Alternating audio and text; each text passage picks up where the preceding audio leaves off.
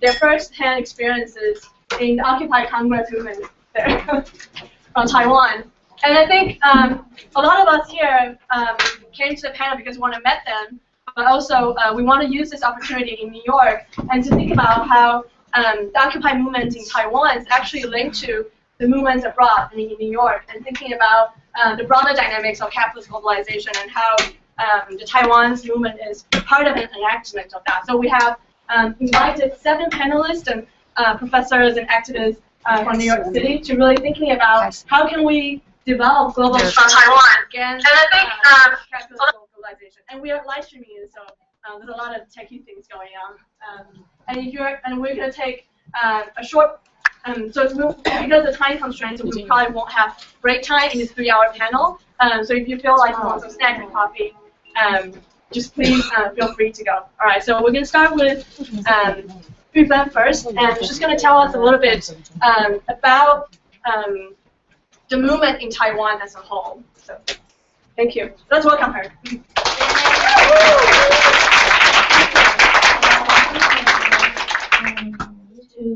Sincerely apologize for the rest of my following. I'm going to say I will use Chinese because I want to clearly describe the whole movement.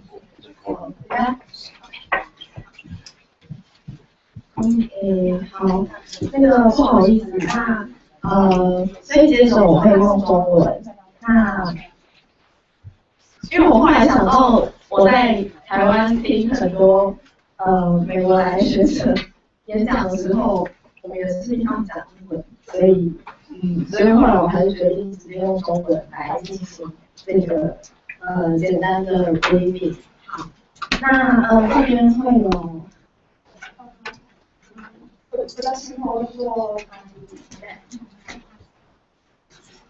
听不见。听不见，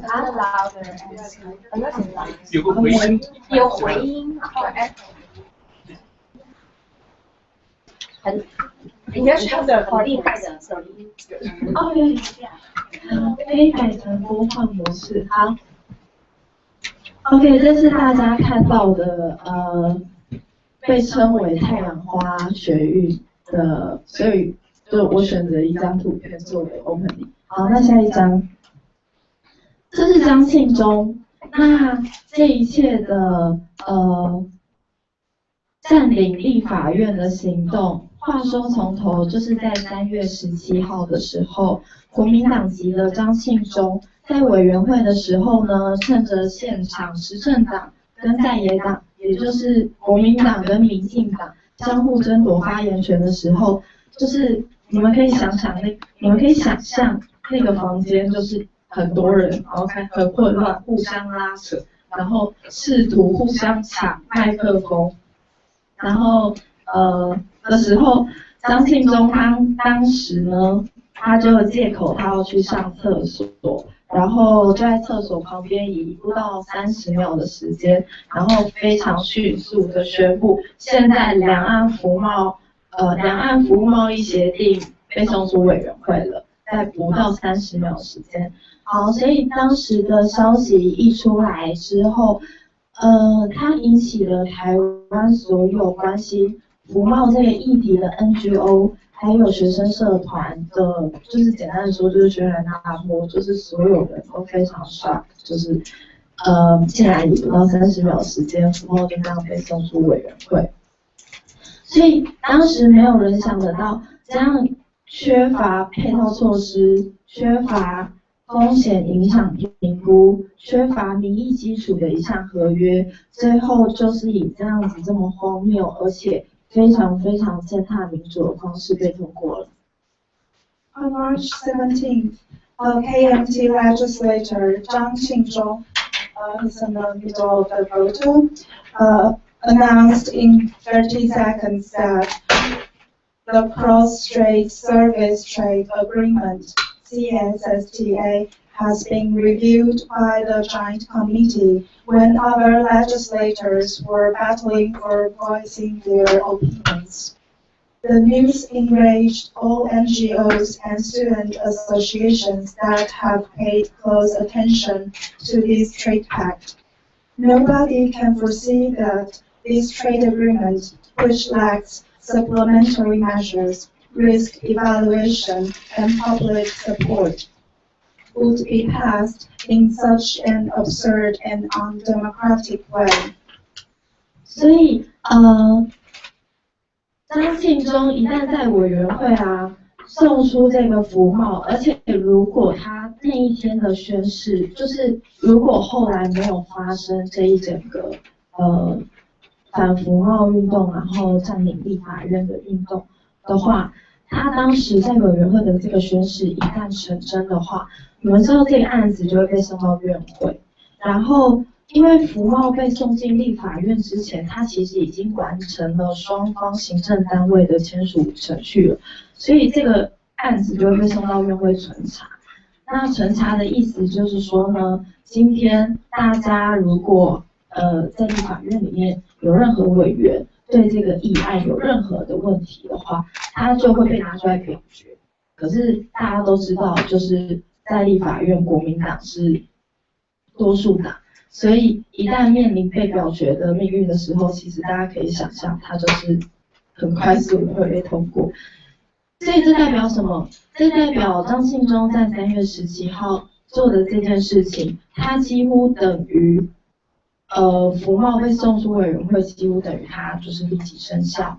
那像我刚才说的，它一旦被送进院会存查，它也就代表它走完了目前所规定的所有的立法程序。那一个在制定跟签署跟审查的过程中，这个法案都是极度黑箱而且不民主的。可是，一旦它在立法院走完了立法院的程序，它这个议案将会被赋予一个形式上合乎民主的立法程序的那个法制跟民意基础，也就是说，它一旦被送进院会，然后它被存查了，然后它开始生效了，它就变成一个看起来在程序上符合所有立法程序，也就是说它具有一定民意基础的议案，那这是非常 tricky 的，就是它明明是这么黑箱跟不民主，但是一旦这件事情成真，它反而会变成在立法院被赋予一个民意基础的假象。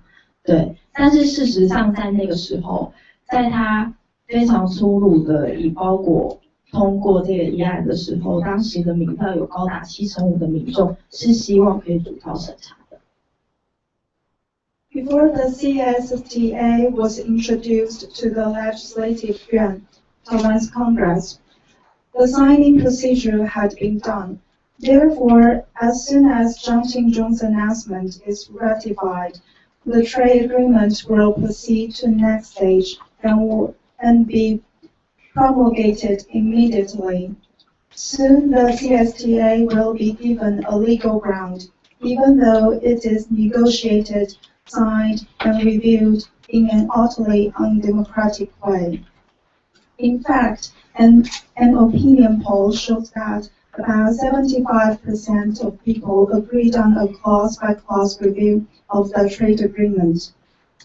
所以那是台湾民主最黑暗一天，对我而言。当这些所有应该展现人民声音作为民意代表立法委员，他只会服从国民党主席，同时也是州总统马英九先生的意志的时候，他们丝毫不顾虑台湾民众的多数声音，甚至不惜撕毁了之前在去年7月做成的朝野协商的决议。所以当服贸包裹表决被送进院会的时候，发生到我们眼前的是只有形式上表面民主的立法委员们，是失灵而且没有任何监督行为能力的代议政治，是最不可置信的事情了。是在两岸的权贵集团面前，也就是两岸的政商联盟面前，台湾人大多数人未来的生活将会有什么样的变化？台湾人的未来将会怎么样？台湾人到底怎么想的？这些事情对他们而言丝毫不重要，他们完全不在意。That's the darkest day of Taiwan's democracy from my perspective. The legislators, who are supposed to speak for the public, only follow the command of President Ma Ying-jeou, who is also the leader of KMT. The KMT legislators ignored most Taiwanese people's opinions, broke the cross-party agreement of reviewing the trade pact on a clause-by-clause basis, and scheduled a vote for the trade pact as a whole. What happened in front of us is a dysfunctional representative democracy that is incapable of overseeing the executive power. It's hard to believe that these politicians don't care about how most Taiwanese people's life will be changed, what the future of Taiwan will be, and what Taiwanese people are considering. They care nothing except the government-business relationships between Taiwan and China. OK， 好，那下一张。好，这是当天外面的众多声援的学生跟民众。再下一张。好，这张呢，等一下帮我讲一下，这张是318当天下午我们计划进入立法院议场，那里有3个字进议场，好的讨论的过程。This is the map they discussed about how to occupy the legislative yuan.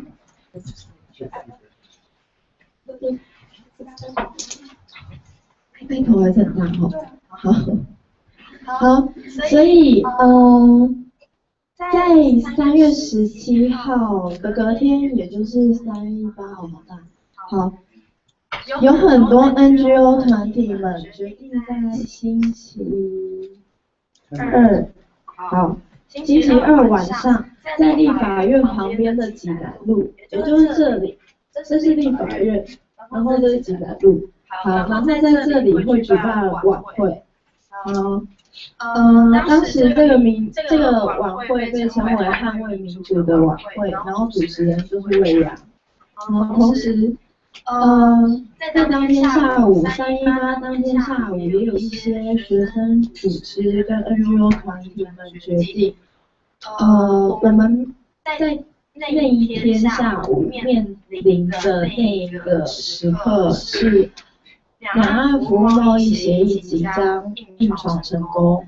那对我们而言，其实是非常危急存亡的一刻。你会马上感受到那个法案即将就是生效的那个现实的压力。所以我们一群学生跟 NGO 团体们决定必须要以直接的行动来展现我们的诉求。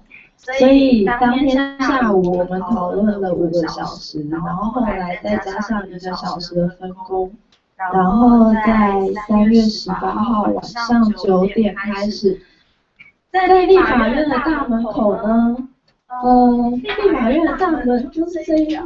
好，在立法院的大门口，先有第一波由公投盟带领的第一波的攻坚作为庇护，就是他们会在中山南路的大门试图就是翻进去立法院，然后当然警察就会聚集到那里。那在当晚的大约9点5分，也就是第一波在大门口的，这其实是作为一个 cover 的攻坚，对。那在5分钟后，在济南路，也就是魏阳所当主持人的那个晚会现场，那也会开始试图带现场的群众进入立法院。这是第2波的 cover， 就是我们希望透过这样的行动可以分散警察的注意力。好，所以最后在当晚大约15分左右，有50位事先准备好的学生就从青岛东路的侧门全力试图冲进去，进行真正的占领行动。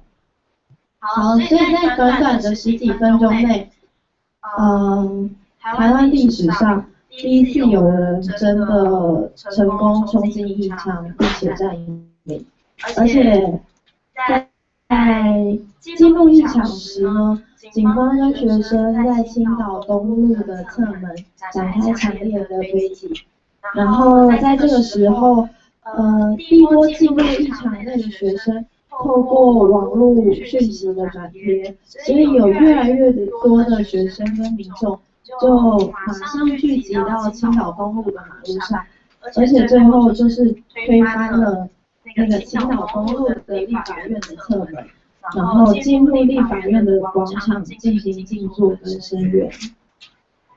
So you can see from the map, the square represents the legislative yuan. The north is the Zhongshan South Road, and the west is the Qingdao East Road, and on the left one is the Jinan Road.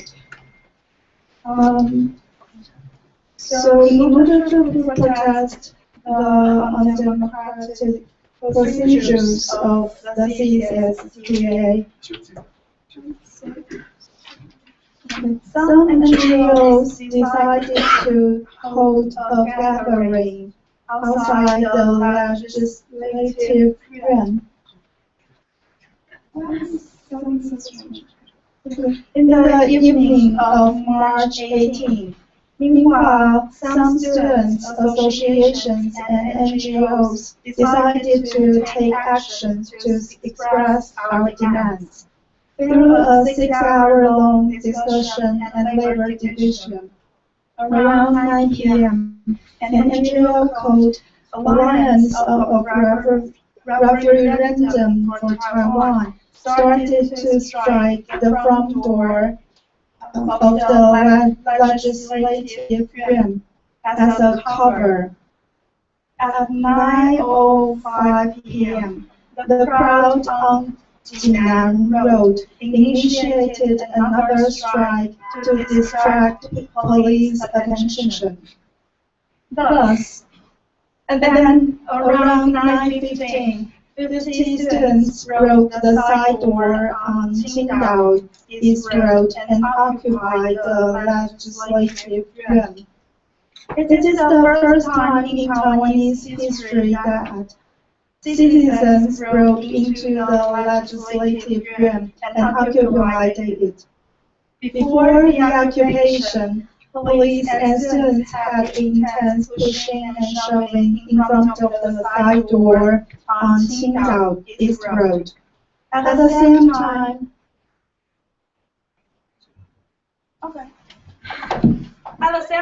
through spreading information on the internet, more and more students and citizens gathered on the road and eventually torn down the side door to sit in the legislative yuan.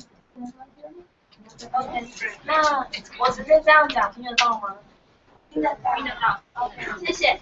好，所以在那一天318晚上进入立法院之后，就是立法院里面的学生就是持续坚守议场。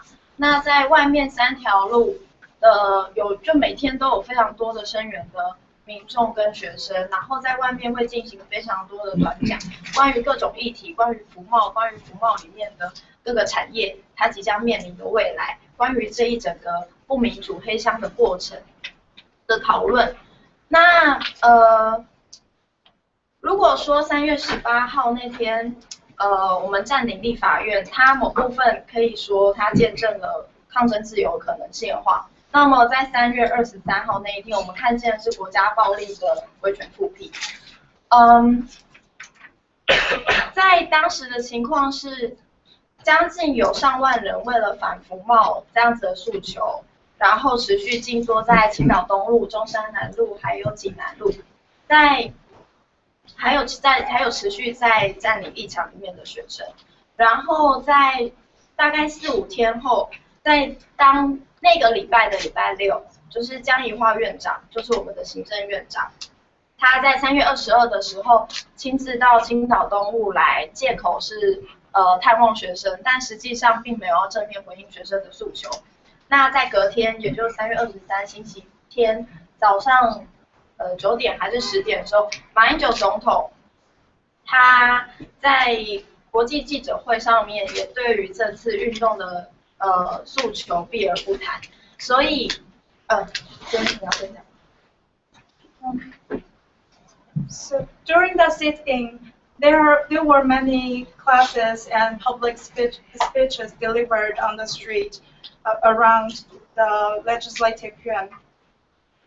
While we saw the possibility of fighting for freedom on March 18, 5 days later we witnessed the revival of an authoritarian state violence. Since the occupying started, about 10,000 people had sit-in on the streets surrounding the legislative yuan. On March 22nd, Prime Minister Zhang Yihua paid a visit to protesters, but didn't respond to the demands of this movement. Next day, in an international press conference, President Ma Ying-jeou still avoided answering protesters' demand. OK， 所以当时那一整个社会氛围，当时如果你去到现场，那个很多群众跟同学的情绪是非常难受，而且非常激动，非常的，他们很不解为什么我们这么多人在现场静坐了这么久，可是手握大权的那些人们，并就是充耳不闻，然后视而不见。所以当天晚上7点多，人们开始向行政院涌进，数千名的群众进入行政院进行各地静坐的占领方式。然后你可以看到人群进入到行政院之后，就是可以大概跳到5、6张那个 PowerPoint 之后嘛，对。再下一张，再下一张，再下一张，再下一张。这是外面的人，好，再下一张，再下一张，再下一张，再下一张，再下一张，再下一张，再下一张，再下一张，再下一张。好，再下一张。好，你可以看到，就是当时的人们进入行政院之后，他们做了什么？他们就是进去，然后坐下，然后手勾着手，然后不断地喊着“退回服贸，捍卫民主”，大概长达3、4个钟头，很无聊，其实很无聊，因为在行政院没有任何的舞台，没有任何的短讲，没有任何的表演可以看，但是你可以看到，就是人们不断一波一波的涌进去。然后进去就是静坐，然后手挽着手，然后喊着这样诉求。那在将近午夜的时候，就是在冲进去行政院前3、4个小时，那个地方你会觉得就是另外一个立法院的现场，非常的平静，然后非常的感动。那这样子的和平在将近午夜的时候，随着政报警察一步步逼近，然后就逐渐瓦解破碎了。你就会看到人一个一个被警方拉走，就是再下一张好了，就是一个一个人，然后警方就会突然把一个人拉起来，然后拖到盾牌后面，然后开始拳打脚踢。那这些一个一个手无寸铁的民众就这样子被对待。然后在将近凌晨5点的时候，甚至出动了装满辣椒水的水车，可以往前2张吗？就是有水车的，往前。好，就是辣椒水，这是辣椒水哦。将近就是出动装满辣椒水的水车，然后对现场的群众喷射，然后试图驱离群众。然后更晚接着还有催泪瓦斯的出现。所以那天晚上，台湾倒退到必须要以极端的国家暴力来压制所有有异议的民众。老实说就是这样子。那我们也可以看到，威权统治原来从来没有远离过。Not satisfying with the ignorance of mass administration, around 7 p.m. of March 23rd, people began to march to the executive yuan. Thousands of people broke into and occupied the executive yuan. they sat in there, hand in hand, saying, withdraw the treaty, demand democracy. After a 3-hour peaceful sit-in, riot police started to evict the crowd around midnight. Many non-violent and unarmed citizens were attacked by batons, high-pressure water cannons, and tear gas. At that night, Taiwanese government employed extreme state violence to suppress protesters. It made us realize that the authoritarian regime is never gone. OK， 很多人会认为3月23号那天晚上占领行政院的行动啊，模糊了整场运动的焦点。但事实上，这一整场因为反服贸而起的所谓的太阳花运动，它里面的诉求跟内涵其实原本就非常多而且复杂。如果说为了控诉服贸的签订以及审议过程中的黑箱跟不民主，所以我们占领立法院，因为我们抗议这个不民主，所以我们去占领了我们认为是民意的展现的代表，也就是立法院。那么在这样子不民主跟黑箱的背后，为什么会出现像我一开始讲，为什么会出现这样子不民主跟黑箱过程？背后其实更重要的那个权力结构是台湾的行政权做大，以至于绑架立法权。它让立法权并没有办法实际达到监督跟制衡的效果。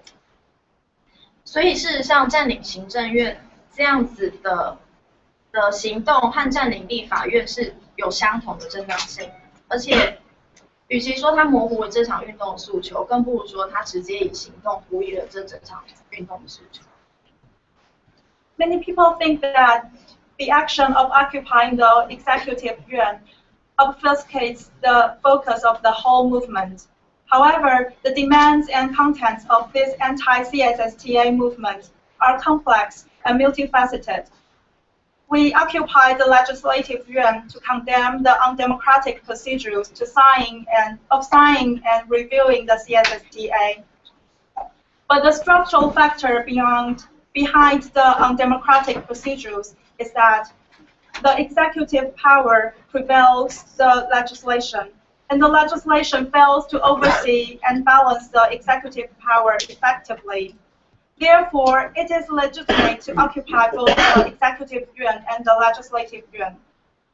Instead of saying that the action of occupying the executive yuan obfuscates the demands of this movement, it's better to say that the action stands for the demands of the whole sunflower movement. OK， 那个 slide 可以再下一张，再下一张。那我接着好，所以接着大家可以应该是接着就比较耳熟能详，是接着就有3月30号就是50万人上街的游行。那再过了1个礼拜，我们在现场举行了公民审议的小组讨论，在青岛东一场内跟济南路的现场。那我们试图透过小组讨论审议式民主，去补足目前代议政治的不足。那再又过了几天，王金平院长实际到议场内，然后回应同学诉求，然后同学们决定退场。这是目前大概大家所知道一整个运动的样子。那很多人会问说，我们一定要进去议场吗？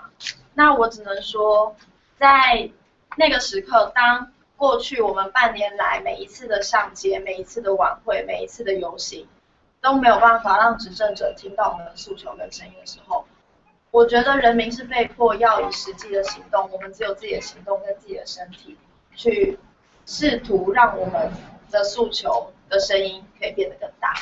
那谢谢。那很多人会说，我们为什么要退出议场？因为这一整场的运动从来都不只是在议场。我刚刚没有时间讲很多，但是刚刚从就是大家刚才也可以看到很多张照片，是那些在议场外的人，那些从全台湾各地送很多物资进入议场，给里面的同学可以维持基本的生活，可以衣食无缺的那些人。这一整场运动的重点在于，它卷动了全台湾的人，所以一场从来都不只是这场运动，这场运动重点从来都不是只有在一场。那我想退出一场，它同时代表着就是我们要实际的走进我们的生活，走进我们的社会，这一整个社会应该就是要是我们的一场。我们要从生活中，从这一次，从生活中去实践民主，或者是我们的未来应该有样子，我们要实际去改变它。那我简短的 briefing 大概不好意思，因为小杰我没有事先写给他。Okay, I'll try my best. You understand. Okay, so on March 30th, over 500,000 people went to Demonstrate on the streets. demonstrate in front of the presidential office. Yeah, and to show the support to this sunflower movement. Okay, and okay, she wants to say that. So over the past 23 days, we have experienced like we have tried deliberate democracy on the street. We launched citizen classes and public lectures on the street. And we try to get more citizens involved in this movement. And last Monday, the leader of the Legislative Yuan, Wang Jinping, visited students occupying the Legislative Yuan and promised that he will not host the cross-party negotiation until the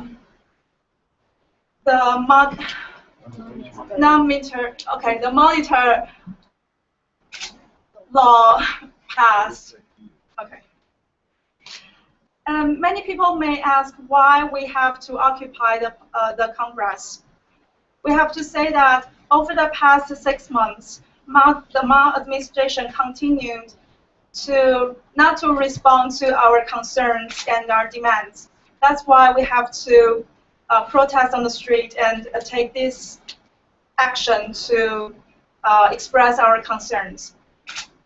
And we believe that through this movement, we have consolidated all Taiwanese into this action. And we would like to expand our practice and and continue to monitor and oversee this CSSTA after we left the Legislative Yuan. Thank you. Thank you.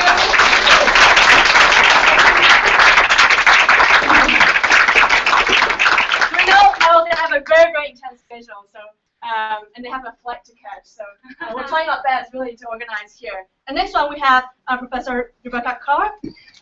Rebecca Carr is an associate professor of history and East Asia Studies at New York University.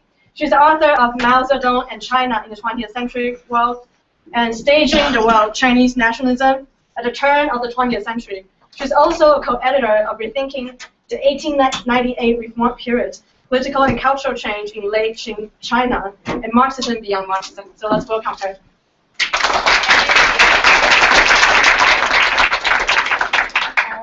Thanks. It's really a true honor to be here, and I don't know why I am, because I really have not been involved in this particular movement, although I'm involved in many other kinds of movements, particularly movements that happen at NYU and that are against the NYU expansion across the world, the NYU Imperium.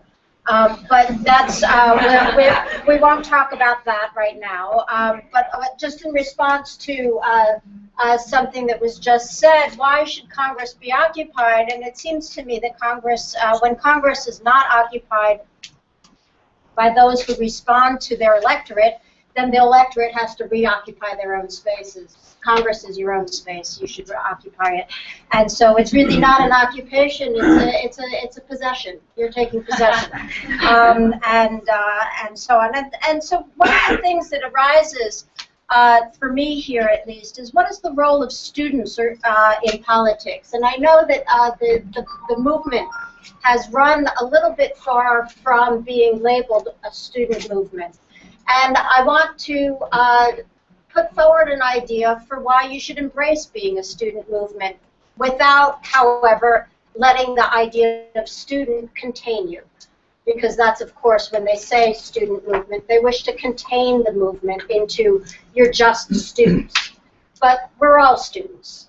We all need to remain students. And so the student movement is a movement of society broadly, and it is a social movement that should be embraced. And so we have to understand the relationship of student to the neoliberal reorganization of the production of knowledge, of activist potentials, and of politics in general. And it seems to me that there's no possibility of mounting a counterforce to neoliberal values and neoliberal procedures and the neoliberal reorganization of our world unless our educational institutions are occupied and taken over, and unless our organs of state politics are occupied from within. And I think that that's one of the things that this movement, in conjunction with the Occupy movements around the world, have really shown. And that they seem to be ephemeral. They come, they go, they're suppressed, they move on, but they move to different parts of the world, and that's what is so beautiful about them, is that they continue, and not as a repetition, but as a, not in that Marxist sense of a farce and a tragedy, but in a constant, repetitive movement of growth and of creativity. And I think that's really what the Sunflower Movement has shown us, the creativity of students. Because the students are not merely students, of course. They are students, but they are not merely students. And as I just said, an attempt to contain the movement as a student movement is an attempt to contain it socially, politically, and generationally. We've seen it happen over and over again in the UK when students came out and protested educational reorganization and the reorganization of funding. That wasn't merely a student movement, that was a movement about the future of education. And so it wasn't merely generational, that was cross-generational. We saw it in Tiananmen in 1989 when that was called a student movement. Of course it was a student movement, it was also a worker movement, it was also a civilian movement, it was a huge social movement. We've seen it repeatedly in Egypt, other places, okay? So that it seems to me that embracing being a student means embracing being a citizen of a broad social movement, being it's sort of like saying a revolution is merely proletarian. We know that the proletarian revolution is the revolution, okay, so on some level, and so, or that a revolution is merely peasant, okay. These are attempts to contain the meaning, the significance, okay, and so it seems to me that student has to be embraced and enlarged as a social potential for politics, as a social potential for occupation of time and of space. And I think that student now is a broad designation. If we look at it historically, of course, in the Chinese case, let's say, student in the May 4th period burst forth as a social category. But ever since that time, student has grown to embrace and encompass larger and larger parts of society. And I think then that when we ask the question of what does neoliberal trade and student, what do these have to do with one another, it's quite obvious. Students are the ones who are able to produce a certain kind of analysis and a certain kind of motivational and mobilizational energy to contest the world as it appears and the world as it seems to believe it must be. We deal with this at NYU, and here I'll circle back to our NYU Imperium.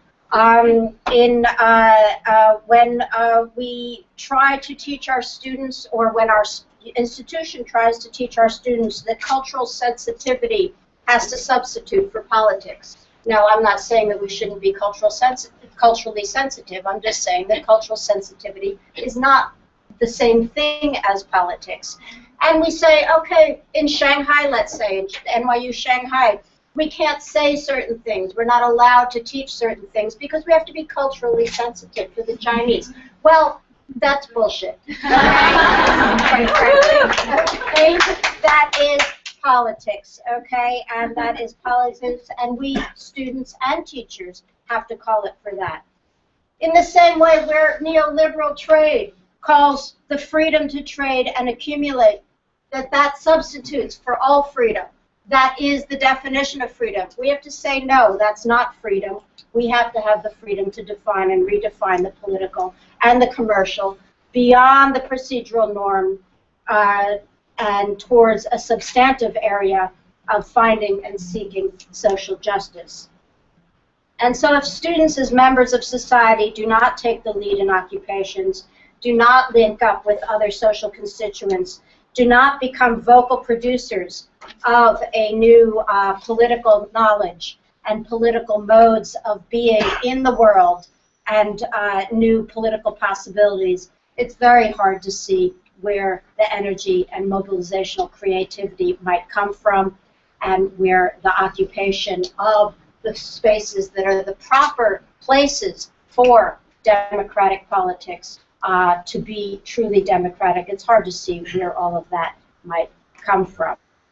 Okay, and so I think that the occupation of the legislative buildings this time was a brilliant and creative symbolic move, and it was a move that is not only the first time in Taiwanese history, but it seems to me, if we look at recent occupations of political or social space, it is the first time where that's the symbolism of the people reoccupying their own or places where democracy is supposed to work has taken place in such a public forum and in front of such a global audience. And so I applaud all of you and am in awe of all of you who have taken part in this. Thanks.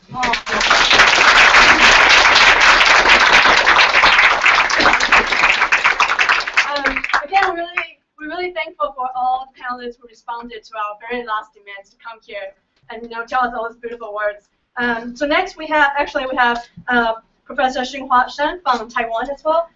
She is an associate professor at the Institute of Sociology, National Tsinghua University in Taiwan, where she has been teaching since 2006. She is also a faculty member of the Center for Contemporary China at the university.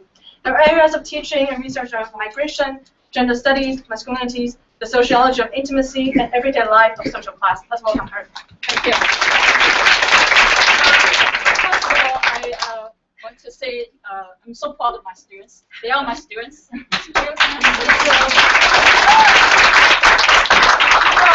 Study Taiwan's social movement, you have to come to Tsinghua to understand why so many students got involved into Taiwan's activism. And I will tell you why later if you are interested.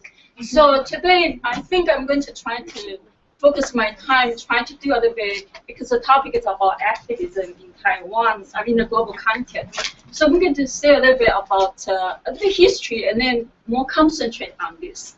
And I see what's the social political content of these movements. So, the social movements in Taiwan, activism in contemporary term, so much, have a long term, and especially 80s and 90s. So the period of time, if we look at that period of time, the social content, by then Taiwan is in the process of forming an industrial society, going through a post-industrial society, which means, you see, in the 1980s, a lot of Taiwanese factories, manufacturers have gone overseas.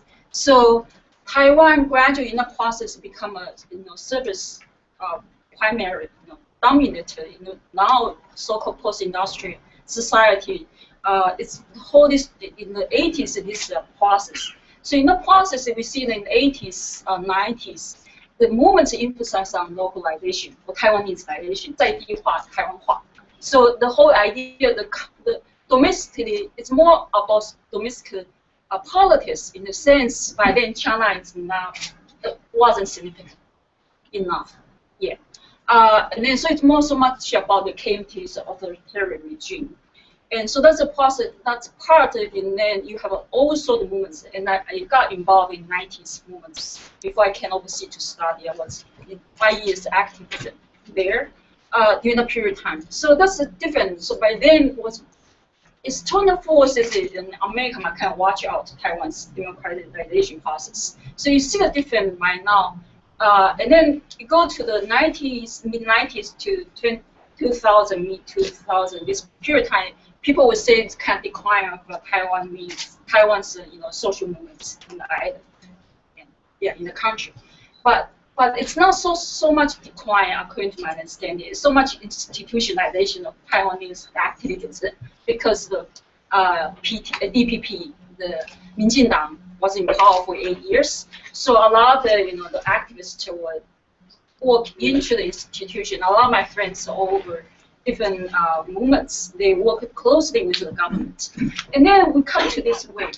This wave is so much, I think, so much, I mean, activism, civil society in Taiwan is, upside and down, but they never disappear. And I think that they come back, I think especially after 2008, because all this financial crisis hit Taiwan pretty hard. And in here, I'm going to say a little bit here, what's a major part. I think if the 80s, 90s, it was much more domestic politics about Taiwanese identity. You see then it's the issue is a sovereignty issue too. It's the environmental also stuff. So by then the issue also nationalism and all that kind of social justice. But now you see it's the same type of issue, not same type of, it has same issue, it's still Taiwanese nationalism and social justice. But you see the environmental, external force have changed a lot. For instance, right now we are forcing China, Taiwan have formed an industrial society now, society become post-industrialized. So it's a post-industrial society, which means I just say really heavily depend on the service industry. But then this time we are going to sign this service trade pact with China, and that's why it attracts so much attention because that's related to a lot of people's everyday life, how you survive, make a deal. So that's one major. The other is so much about it. Externally, China has become such big power. And in here, I'm going to focus my talk here. It's about personally, for my dissertation, I've been doing the research about Taiwanese business people in China. So I have gone to China since my dissertation research is about Taiwanese business people and the relationship in the local, and then the whole idea, the literature talking about this globalization, transnationalism. One major power is transnational corporation. And in the transnational corporation, so one major is the transnational capitalist class.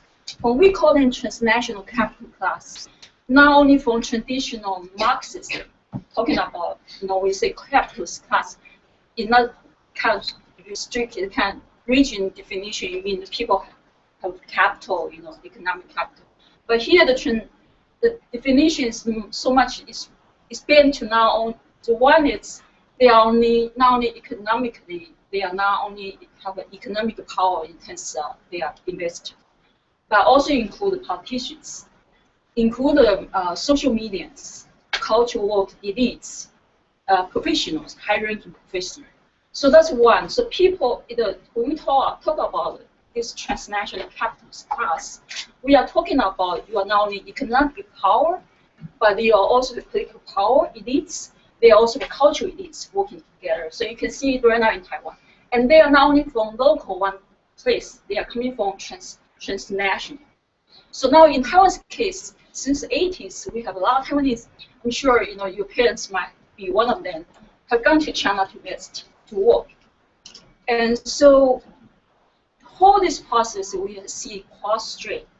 This so-called, some people, of course, will question me if are they transnational, right? Taiwan, is Taiwan a country? So, but they are transnational, right? So we see this Chinese side and Taiwanese side. And I think that's really major difference. Right now, the Taiwan's activism, social movement we have to face is so strong, not only from China, but the China force work really closely, work really well with our business people, with our politicians, with our mass media, 中天, all this, all this kind of media elite. So these class have a great influence in Taiwan and some sense in China. And I'm going to say, according to my research, China opened the door in 1979, right? Exactly the same year, Chinese government actually implement a document. In that document, specifically talking about they are going to use special favor type of environment given to Taiwanese business people to come to China, hope to recruit them to come to China. Because in this document, specifically say the transition for China to politically integrate Taiwan into part of China, to be part of China, is to use economic force, which means they are going to give a special treatment to the business people. And hopefully one day, through economic integration, you will come to political integration. And that's exactly the Chinese part. It's 1977 have official document on this. And that's exactly why Taiwanese are so worried about the trade with China. So this will come to later. We have a panel talking about it's Taiwan.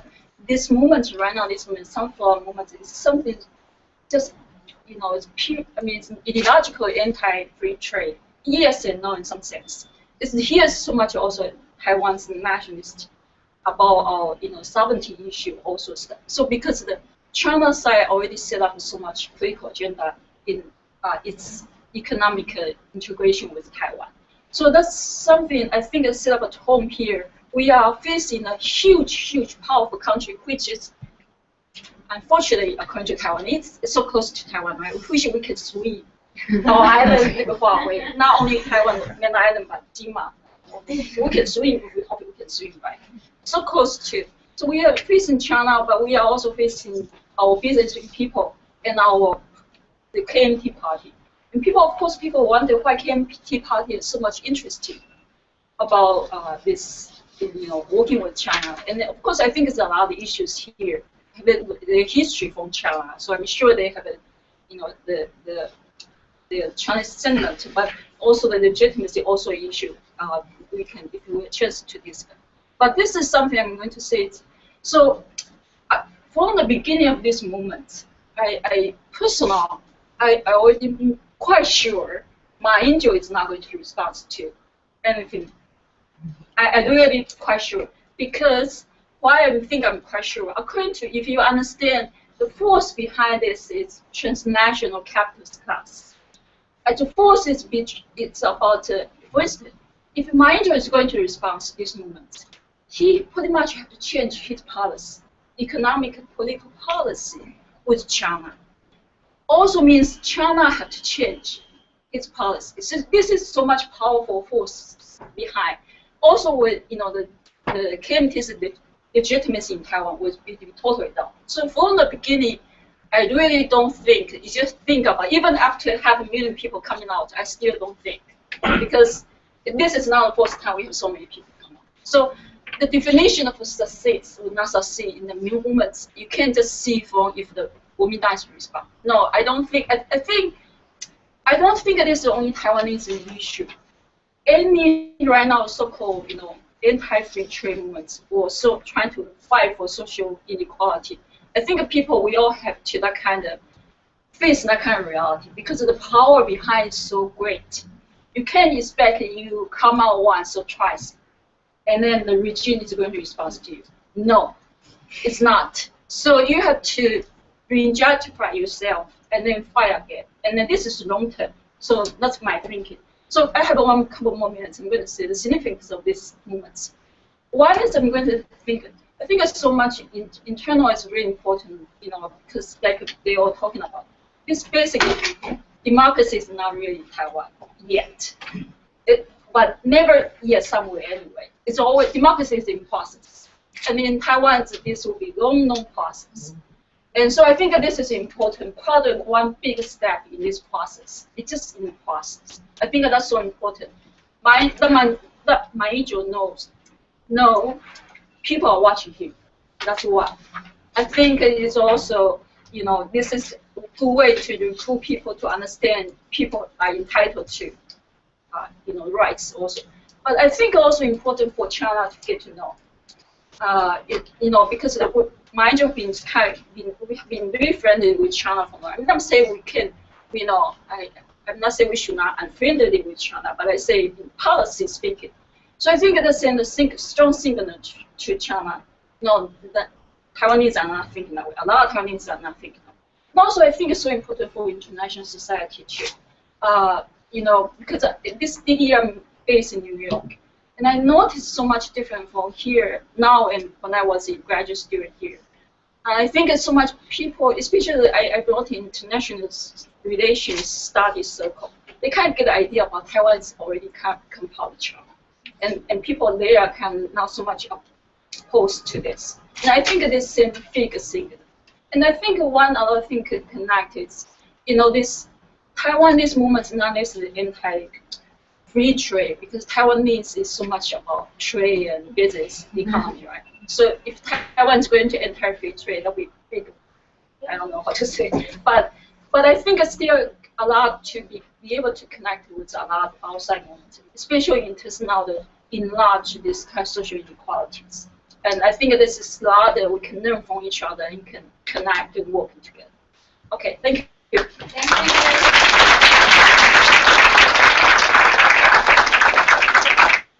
And next we have Wei Yang and one being techie setting up. People from outside, you can come in and probably, if you don't mind sitting on the ground, there's some space here for you.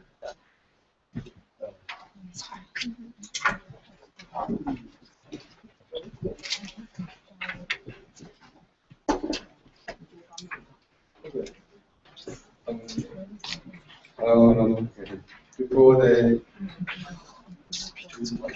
Can you talk louder instead? Because there's an echo. okay, I don't. Just talk loud. Okay. Before they finish setting up, I want to say that today I will be focusing on the side of the free trade issue or the neoliberalism or globalization, which I hadn't had much chance to talk about in the past few days. So today, I'm not a spokesperson of the Sunflower Movement. I'm just a student activist. So this is opinion of mine, not the movement, because the Sunflower Movement has never the free trade has never been a main topic or issues during the movement, and but it is one of them, but it's not the main discourse. So, okay, this is the PowerPoint that I had in Taiwan for an occasion from 2,000 people to 500,000, and that's not important.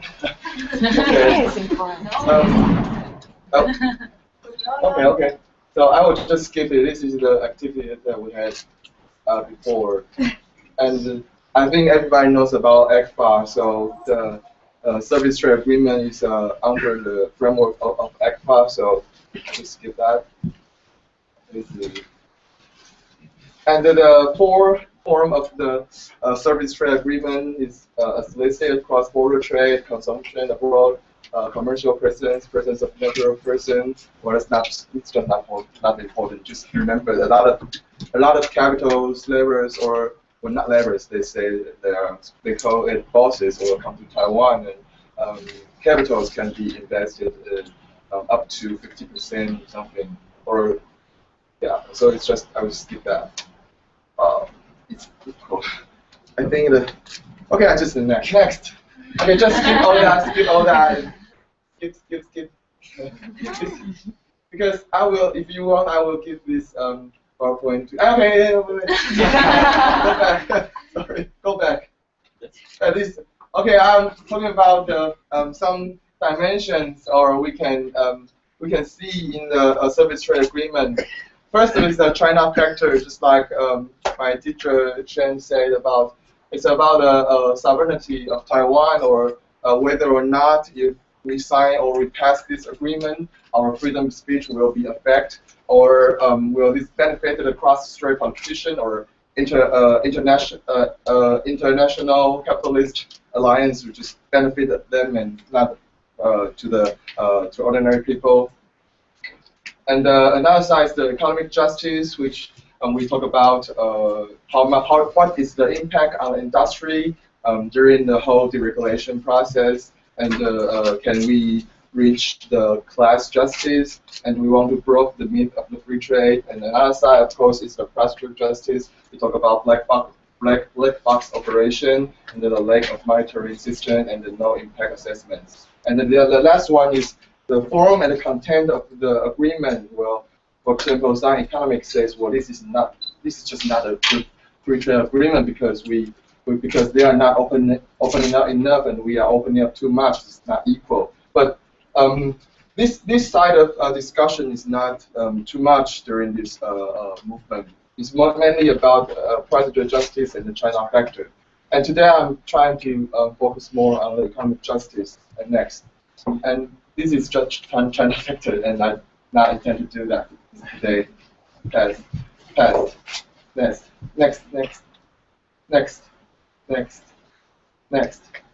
Okay. Also, what's behind the whole service trade agreement is the concept, or not concept, the practice of free trade. So you can see free trade, and I don't like the term free trade that much because it sounds good, and well, maybe it's good, but just we need to. I like to use another term called deregulation, and well, that's just one part of the free trade I know. And so with China, that's the ECFA framework, and you can see the service trade agreement, or later on will be the trade agreement in goods. And with other countries, we have FTA and TPP or RCEP. So, well, Taiwan is now on the free trade is the agenda of Taiwan now. So you can see the President Ma just wants Taiwan to be an island of freedom, and which remains island of free trade. Yeah, sure. Okay, next. Okay, so I want to define the term of free trade. In my perspective, I see that in the way of deregulation, which means in the international or regional trade activities, they try to reduce all kinds of trade barriers to improve the mobility of goods or labor force or capitals and such produce vectors. So those trade barriers include tariff barrier or non-tariff barrier. I believe you all are aware of that. So we try to lower the tariff, or we want to eliminate all the quota control, or there can be no license subsidies or something. It just needs to eliminate all the trade barriers. And also, under the agenda of free trade, the laws of environmental protection, or the laws of labor protection, or the laws of the land appropriation, they have to be loosened so that it won't be a barrier to the trade. So you can see that this is a very big picture. So it's not just about service trade; it's about the whole landscape of our ways of life. Okay, next. So the service trade agreement is just one part of the whole agenda of deregulation. Why is that? Because the service trade agreement will just they allow Chinese capital or workers or capitalists to come to Taiwan with little limits, and they also allow Chinese capitalists to control the transportation, warehouse, or logistics. So if we pass this agreement and later on we pass the trade agreement in goods, then it will become like Taiwan and then China will the labor force, the capitalist, and the goods and the material and the capital, all those produce assets to produce will become they can freely move around between Taiwan and China, and which is the whole spirit of free trade. So this is, if you know, there will be a 自由经济示范区, the free trade economy zone, and in Taiwan. So we will just on this agenda, Taiwan will just increase our dependence on China and also increase the degree of deglobalization and next. But this is not a new thing, or shall I say, this is not the medicine to solve the problem of Taiwan's economy. Why? Because Taiwan has already been on the process of deglobalization. You can see that in 1970s we already tried to lower our tariff rate, and from now on and next. So you can see this is the percentage of the tariff that is in our next text. So in 1970s there is up to 30%. That means tariff, right? Tariff is the has a major proportion in our text. But in 2010 or something, they'll just drop to nearly 4%. So this is a process that we were already on. So next. But what is the outcome of this process? We can say that the deregulation can be said is the benefit to the big corporation and the bad things for labor. Because if we see the primary distribution of GDP, and you can see the compensation of employees and the net indirect taxes is just dropping, and the operation surplus is rising, which means the government and the labor they gain little during this process, the whole process. Those who get the benefit are the big businesses. So another thing is the index of unit output labor cost of employees and the index of labor productivity, which means next there is yeah.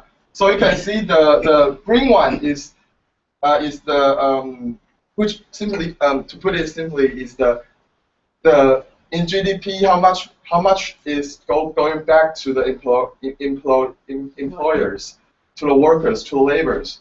Well, it was about around 50%, but it now dropped to the 49%. And the purple line here is the surplus of the business. So it rise from 70% to about around 74, 73%. So it's not that much, but compared to what the labor or say the employers, it's just, well, yeah, you got what what I'm saying.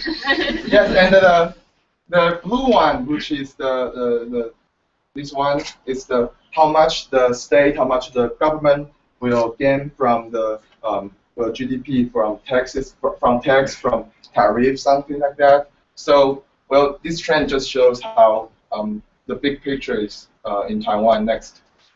And this is this one, the orange one is the index of labor productivity, which means Taiwanese labor is very productive. You can see the line is raising, and the green line is how much the employee is going to pay for each unit of productivity, which you can just imagine it as wages or something. So it just dropped, and meanwhile the productivity is rising. So I just put it this way: the harvest of what the laborers or the workers have worked so hard and to increase our GDP just didn't come back to them and just goes to the to the big business. Okay, next. Go back. And another one. Go back. Okay, so what I'm trying to say is, under the economic liberalization and deregulation, or whatever you want to call it, the industry facing tremendous competition pressures. That is what's going to happen when the service trade agreement is passed.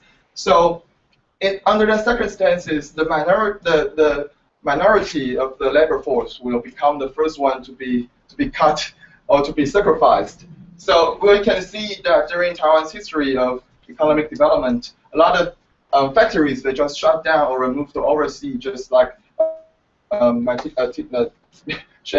teacher Shen said, and or they'll send away to dismiss the laborers or back pay,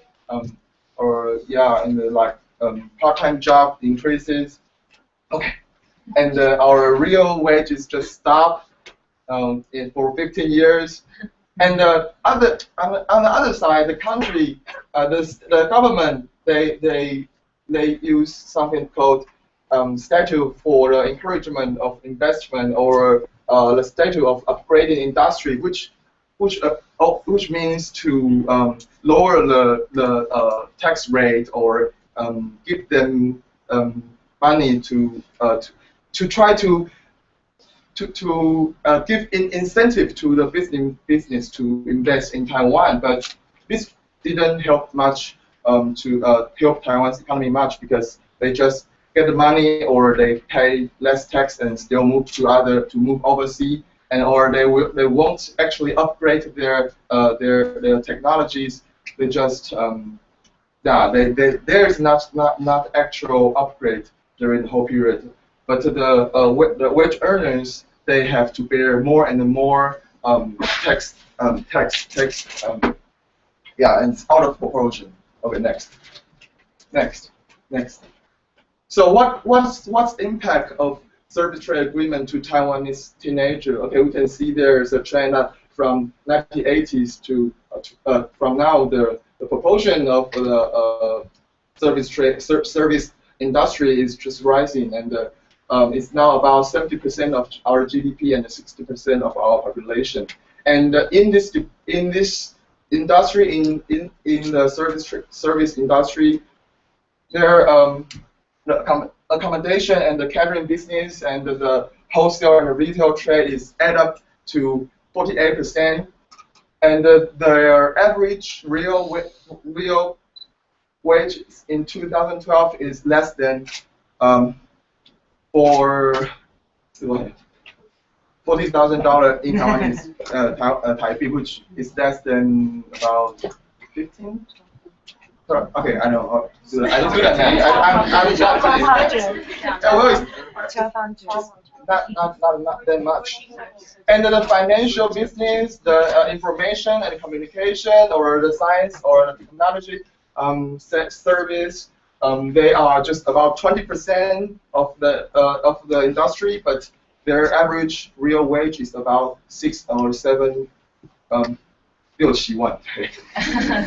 So this is so you can see that if we open this market, there will be business who have the benefit, or maybe I'm on your side. So let me explain one thing. Okay, he's talking about the average income of Taiwanese, which is 3 times higher than the average income of Chinese people.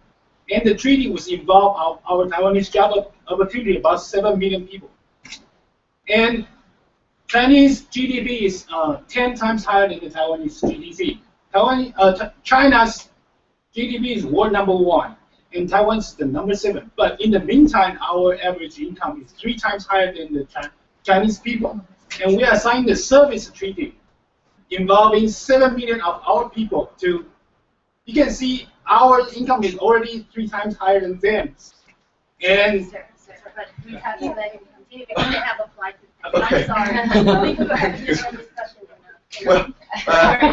Okay. Well, what I'm trying to say here is that inside Taiwan, just inside the Department of Service Industry, it's not one. It's several. You can see. You have to see the diversities, and some of the industries are just they are vulnerable to the impact, or they are vulnerable to the opening up. So we have to consider, we have to have consideration on those, for example, plantation or catering business, and of course the financial information, they will have benefit. But I think the whole point to rethink the concept of free trade is how much, to what degree, to what content we are going to sacrifice our minority to give the benefit to the 1%, 5%. Yes, I think that's the concept.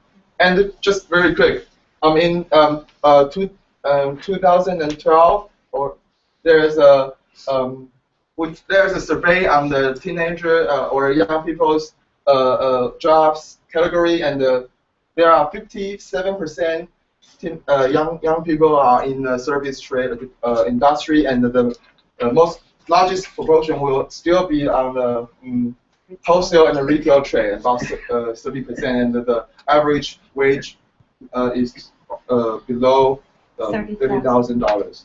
And also Taiwan, the service industry in Taiwan are mainly medium or small business, and when it's opened up and facing the big corporation, big state capitalist, trying big business, you'll just be overwhelmed, and the cost of competition might just transfer to just go through our young laborers and just causing the poverty of our young generation, or deepen the class injustice in Taiwan.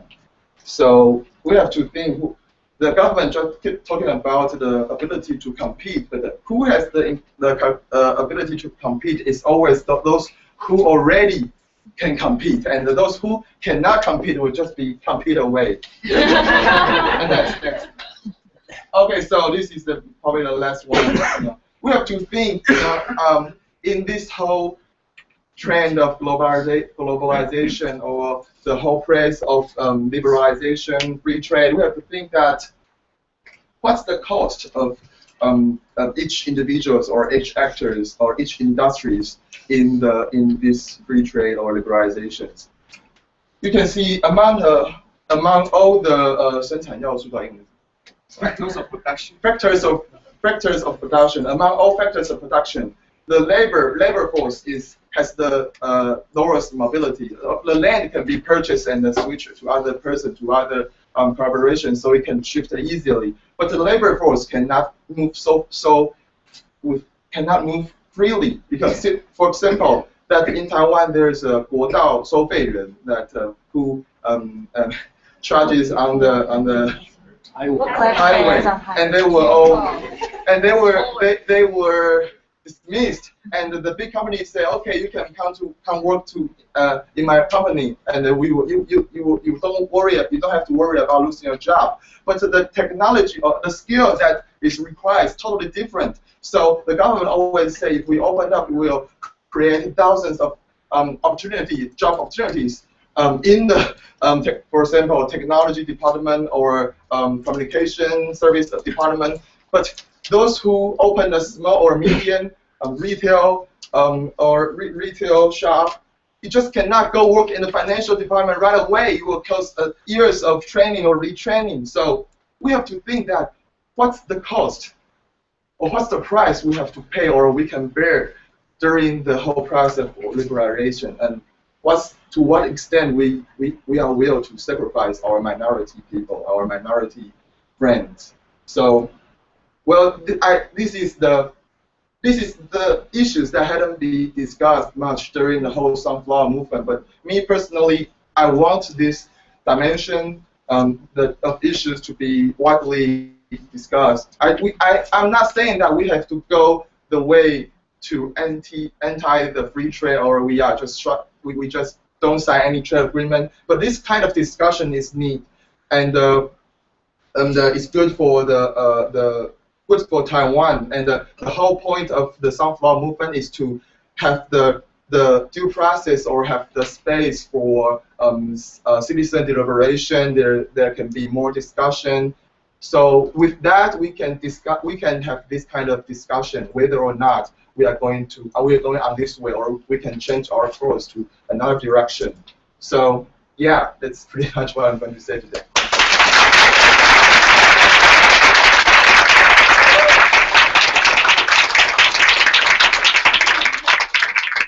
Thank you, Wei Yang. So we're going to shift our just slightly to think about media, because I think this movement is really also a media wars, right? We think the first few hours of the occupation, there were live stream that was set up so you can really watch wherever you are to think about what the students are doing inside the Congress. But also, a lot of us were organizing overseas. I mean, a lot of attention we're trying to get is through international media. So we're welcoming Ben Hedges, who has been really watching the development of the movement in New York. And Ben Hedges is a journalist who reports on China and Taiwan. He's the host of New Tang Dynasty Television's A Foreigner's View of China show. Ben is a graduate of the Chinese department at the School of Oriental and African Studies at the University of London in the UK. Ben also spent a significant time in Asia, living in Hong Kong for 9 years and studying Chinese in Taiwan for 1 year. So let's welcome Ben. Hi everyone. Yeah, my name's Ben Hedges, or Hao Yibo. And yeah, we do a show called A Foreigner's View of China, and then more recently A Foreigner's View of Taiwan. We had to change the name because we didn't want to offend Taiwanese people. We started talking about Taiwan in our show. So obviously we've been following this issue and reporting on it quite a lot. And I remember the day that the students, entered the Yuan, the legislative Yuan. We were actually, I'd been to Taiwan about 3 weeks before that, and our show kind of became famous through commentating on soap operas and Korean dramas. Everyone had asked me to report on this show called like the CUNY. Oh yeah. So I released I released a video on that on the day that all this stuff happened with the legislative Yuan, and I started seeing on Facebook, everyone's commenting and saying, hey, this is great, but I don't really have time for this right now. And then I look in my inbox, and there's hundreds of messages from people saying, hey, can you tell us what's your view on this thing that's going on in Taiwan? So I guess that was a Sunday, so I started looking at, all the live streams and started reading Taiwanese media. And then, this is a huge thing. It's probably the biggest news story in Taiwan, maybe since Chen Shui-bian's money laundering thing, 6 years ago, in 2008. So my producer said to me that Taiwanese people, our show is called A Foreigner's View of Taiwan or China, and so my producer said to me, they want to see, people in Taiwan want to see a foreigner's view, so they definitely will be interested in what the U.S. government is saying and what scholars and people are saying in the U.S. And at that time, reading English language news, most of the reports in the Western media were probably from newswire services like Reuters at the beginning, in the first few days, because many Western news stations, they don't have reporters in Taiwan. Okay, if you're a news outlet, it costs you a lot of money, to put a reporter somewhere, and so you have to make sure that there's regular news coming up every day for that reporter to report on in order to justify it. So, and I served as a reporter in Taiwan for a year, a few years ago, and I never saw Western reports. I think I probably saw a Western report once. So most of the reports were from freelancers working for wire services at the beginning. And then after a few days, we started to see some opinion pieces written by scholars, but no real significant interviews, and certainly no interviews from high-level US officials. And a few days later, one interview came out, which I think was like an amateur journalist who had been to this conference where there was some US congressmen speaking, and he managed to interview 2 congressmen who basically spoke in support of the students. But this footage was kind of out of focus, and it was just something that spread virally on YouTube. But actually at that time, for a few days, that was like the highest level person that had been interviewed about this issue. So I was thinking, wow, how do I cover this and try to get something really good? So on the Monday, I guess it must have been a week after the whole incident, and a day after the Xinzheng Yuan incident, the executive Yuan, Nancy Pelosi, who's a U.S. Congresswoman, she was the first ever female Speaker of the House of Representatives. She came to New York and was actually doing a press conference about immigration, something totally unrelated to Taiwan. And when I went there, I was like, I got to ask her view. So at these press conferences, they always tell you, oh, you can't go off topic. You've got to stay on the topic. And there's always one reporter who asks something completely unrelated. We normally look at them, but this time I was that reporter. It's too important. I'm going to know. So I asked her this, and I don't know if anyone's seen my show where she's in it. She basically said, why would you? She thinks the students are angry because why would you cooperate with a country that whenever Taiwan tries to do anything internationally, they always block it? For example, joining the UN or trying to do anything with international organizations. China's behavior to Taiwan is not exactly friendly. So she thinks, why would you want to cooperate with someone like that, a country like that? That's a little bit off the topic of what I'm talking about. Today I'm talking about how the media are covering it. So I'll talk a little bit. I know I've only got 12 minutes. I've got only like 5 minutes left. So the Western media, basically, to sum it up, like I said, they don't really generally have reporters in Taiwan, so they rely a lot on wire services, and then they interview people outside of Taiwan to get expert opinion, but it takes a little bit of time for that process to happen. There's a funny thing, I often read the articles on BBC's website, and they have, they almost have like a generic paragraph that explains Taiwan's history, that I'm sure that they copy and paste it. It says, after 1949, the Civil War, the two sides split, and blah, blah, blah, blah, blah. It's exactly the same every time. People don't understand. So the Western media, yeah, they tend to be a little bit slow when reporting on Taiwan. It's not as fast, unless you go to a kind of specialist, more specialist publication that focus on international relations, that kind of thing. I read in The Diplomat a very good article by a PhD student who's in Taiwan. And I looked him up on Twitter, and I saw, oh, he's actually following me on Twitter. I'm on there as a China journalist, and I don't really use it very much, so I don't really go on there. But so then I called him up, and he did an interview, and his view was very interesting. But I won't go into that because that's not talking about media. So now I'll talk a little bit about the Taiwanese media. And this incident has really showed, I think you can see the polarization in Taiwanese media. And in the West, we really value objectivity in media. So you've got media outlets, even if they're not objective, they at least try to be objective for their reputation. Like Fox News, which is arguably not that objective. But their slogan is fair and balanced. They just want to give off that opinion. But in Taiwan, you have now one extreme is Zhongtian, which I don't know the English name for that, but they have been sort of the big kind of like media victim of this. I don't know what they're really doing, but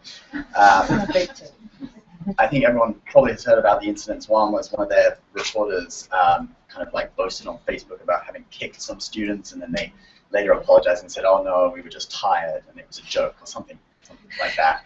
And then they had this big thing where two hosts on a show on Zhongtian talked about this girl who's actually suffering from breast cancer, who came to the protest site, and she said that she's more afraid of the government than she is of cancer.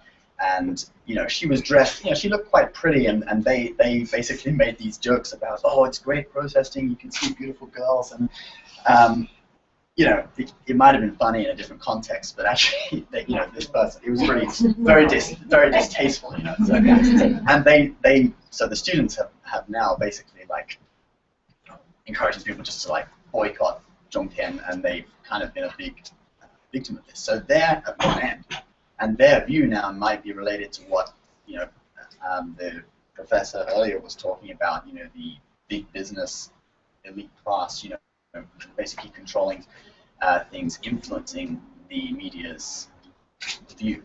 So then at the other end, the complete other spectrum, on the other end of the spectrum, you have publications like Apple Daily and Next TV, which is part of Next Media. It's one group. And 大纪元时报 and 新唐人电视台, which I work for. Just a product placement. and they don't even, they're actually supporting the students, and they're so blatant about it that they even change the background on their website to the sunflowers, right? Anyone else seen that? And so, because I went and did an interview on Newton ICTV, and they asked me a question, what do you think of this issue? And I was like put on the spot, and I was just like, previously I'd been kind of trying to be objective, just having my interviewees pledge their support. But actually that time I was just like, well, I completely agree with them. I think it should go through 一条一条的审查. I don't know how to say that. Article by article. Article by article, yeah. Article by article investigation, whatever.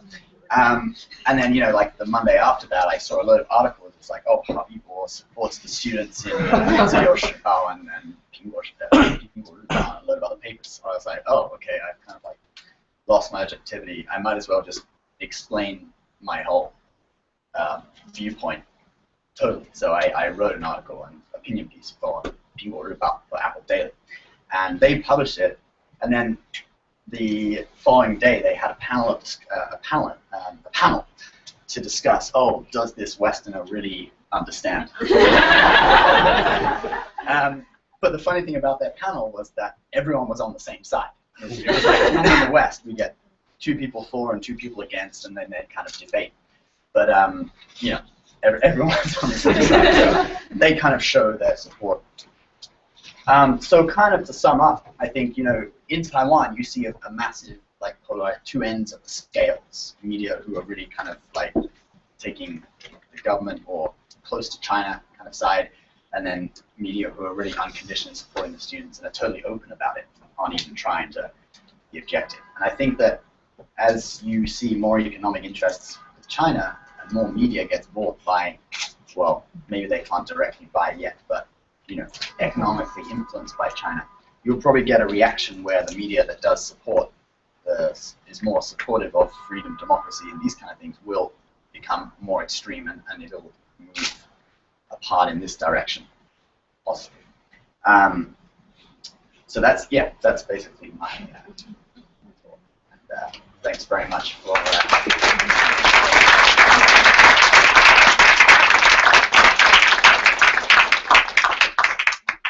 So for the next section, we're situating ourselves in New York City, but so we're trying to think globally. So we're going back to the panel ideas about anti-globalization and anti-capitalism. So we had the pleasure to inviting Professor Peter Kwong, who's a distinguished professor from Hunter, but also the Graduate Center. And he's best known for his works in Chinese American studies and also Chinese politics. So let's welcome him.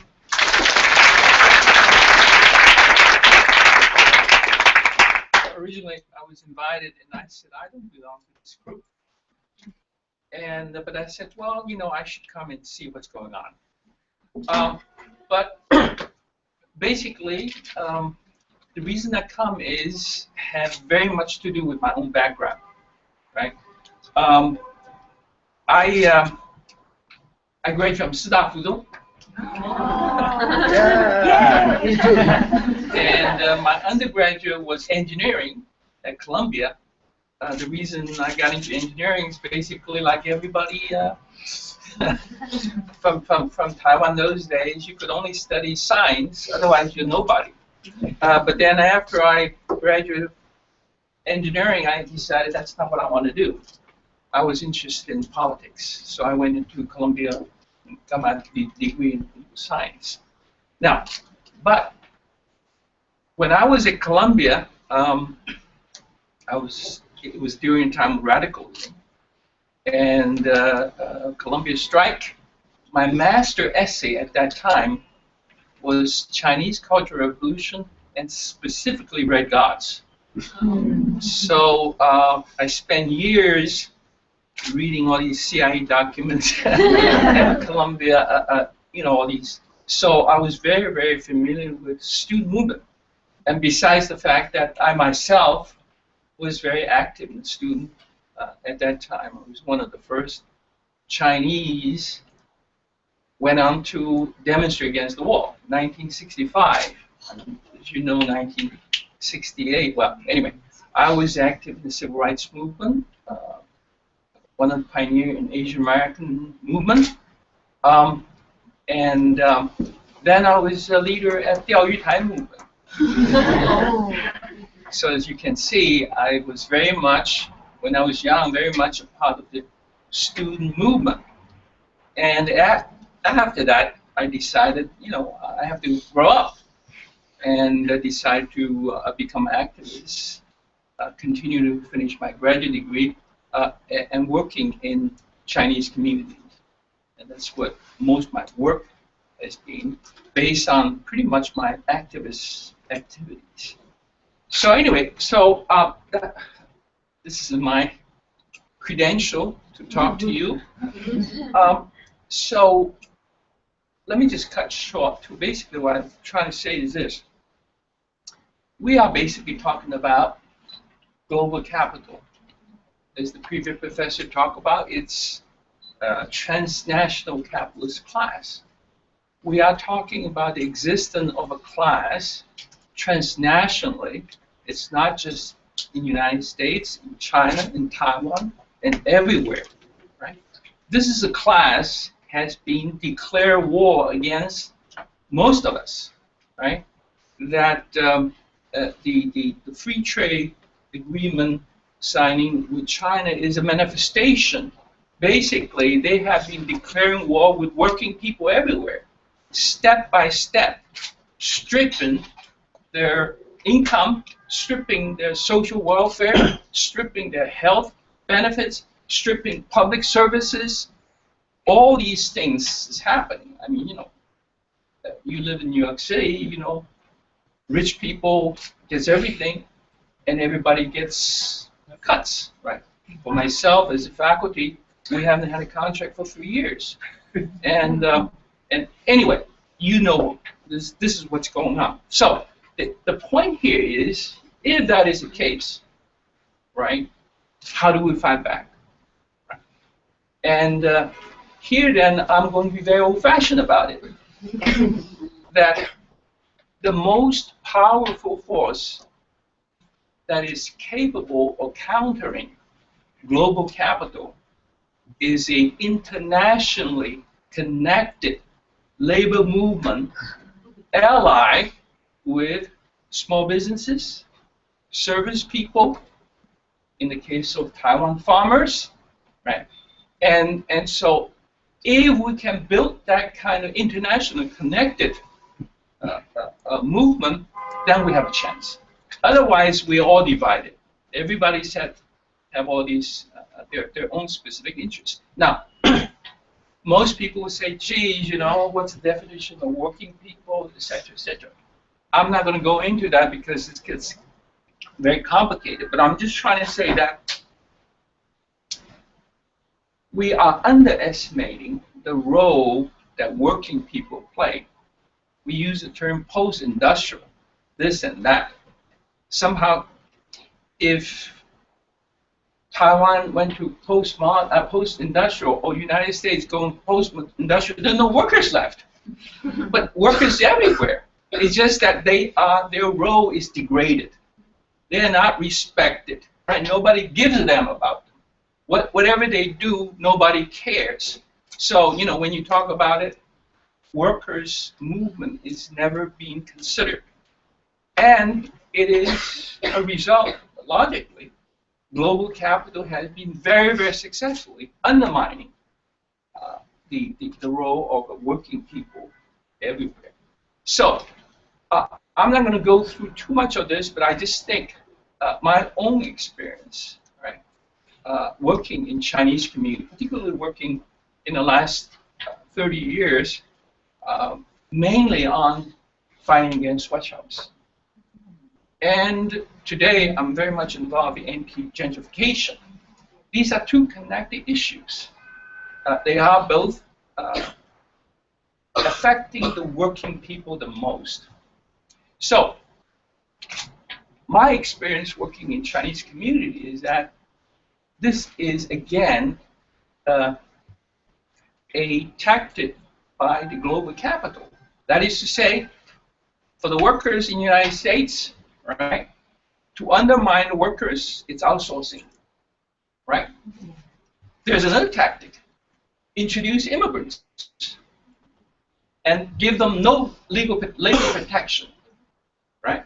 Even better, introduce illegal immigrants or undocumented workers, right? So this is a two-pronged attack, and making the labor in the United States casualized, degraded, at the same time bought over, co-opted labor leaders. So United States, we have basically a very, very weak, very, what's the word?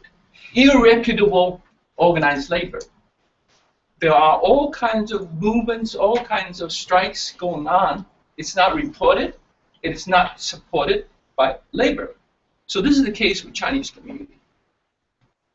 If you talk about labor in the United States, one of the largest percentage, I'm using the wrong word, very, very significant of the laboring class in the United States are immigrants. And they are spreading all across the United States. And it's also in Chinese communities. I mean, you know, with Tiger Mom and all that stuff, all you guys going to Ivy League. But nevertheless, the question is, significant population of Asians are working people. People working sweatshops. People working in salon. People delivering food, all right? Now, these are the things traditional unions never was interested. This is going way back, 1980s. This go way back in 1930s. And my first book dealing with the 1930s. From that point on, I mean, you know, ever since 19th century, organized labor has been very hostile to immigrants, and never tried to organize them. So the result ended is Chinese workers had problems. They exploited, they underpaid, overworked, bad wages, all those things happened, right? Now, organized laborers don't care about them, so then they have to be organized themselves. And this is where we see small, independent labor organizations in Asian American communities. This is the case in New York, this is the case in San Francisco, this is the case with Filipino workers, farm workers, etc., etc. So this is what's going on, that there are labor resistance, but we don't know about it. Most of the, what I, in my book, talk about uptown Chinese, don't care, don't know. Many uptown Chinese go to Chinatown, think this place is so filthy. Why can't somebody clean it? And not really realizing these are very, very important communities. These are the people who work, contribute to the American economy, and they are not protected. So my point is that it is important for all of us to understand whenever there's exploitation, repression, there is going to be resistance. And right now, the resistance is scattered all over the place. And right now, resistance happens outside of context. We cannot understand exactly what causes certain outbreak. But my suggestion to you is that ultimately, we have to find a viable way to counter this global capital. And the way I see it is that larger and larger proportion of the world should and will understand that they have to fight back. And so even though I'm working in the Chinese community, small community, but the logic is the same. We need to build a much larger movement, not just in the United States, but connected to other places, including Taiwan, including mainland China. One of the things, you know, one of the things about mainland China, there is a heroic labor movement going on. People always say, well, you know, all these rich people, we always talk about them, but all these years, I wrote again and again, regular on many public press. Basically, you know, every year there's tens and thousands strikes, what they call violent mass events. What are they? Mostly are labor strikes, and nobody give credits to that, right? Some of the finest academic social scientists talk about writing about, you know, Chinese workers. They are not class conscious. They're only interested in regionalism, etc., etc. That's all BS. Right? I mean, people say, well, you know, in China, if you have one factory strike, but you never go across somewhere else, right? But that's not the case. That the Honda factory struck in Guangdong, changing other places, all responded. So I think my advice to you, I hope that you will look at my history. Maybe you will also go through the same path as you go on, as old as I am. But then we should be moving beyond the questions of outrage, moving beyond this student movement. There's nothing wrong with student. I came from student movement, but we need to go on forward and thinking big. Thank you.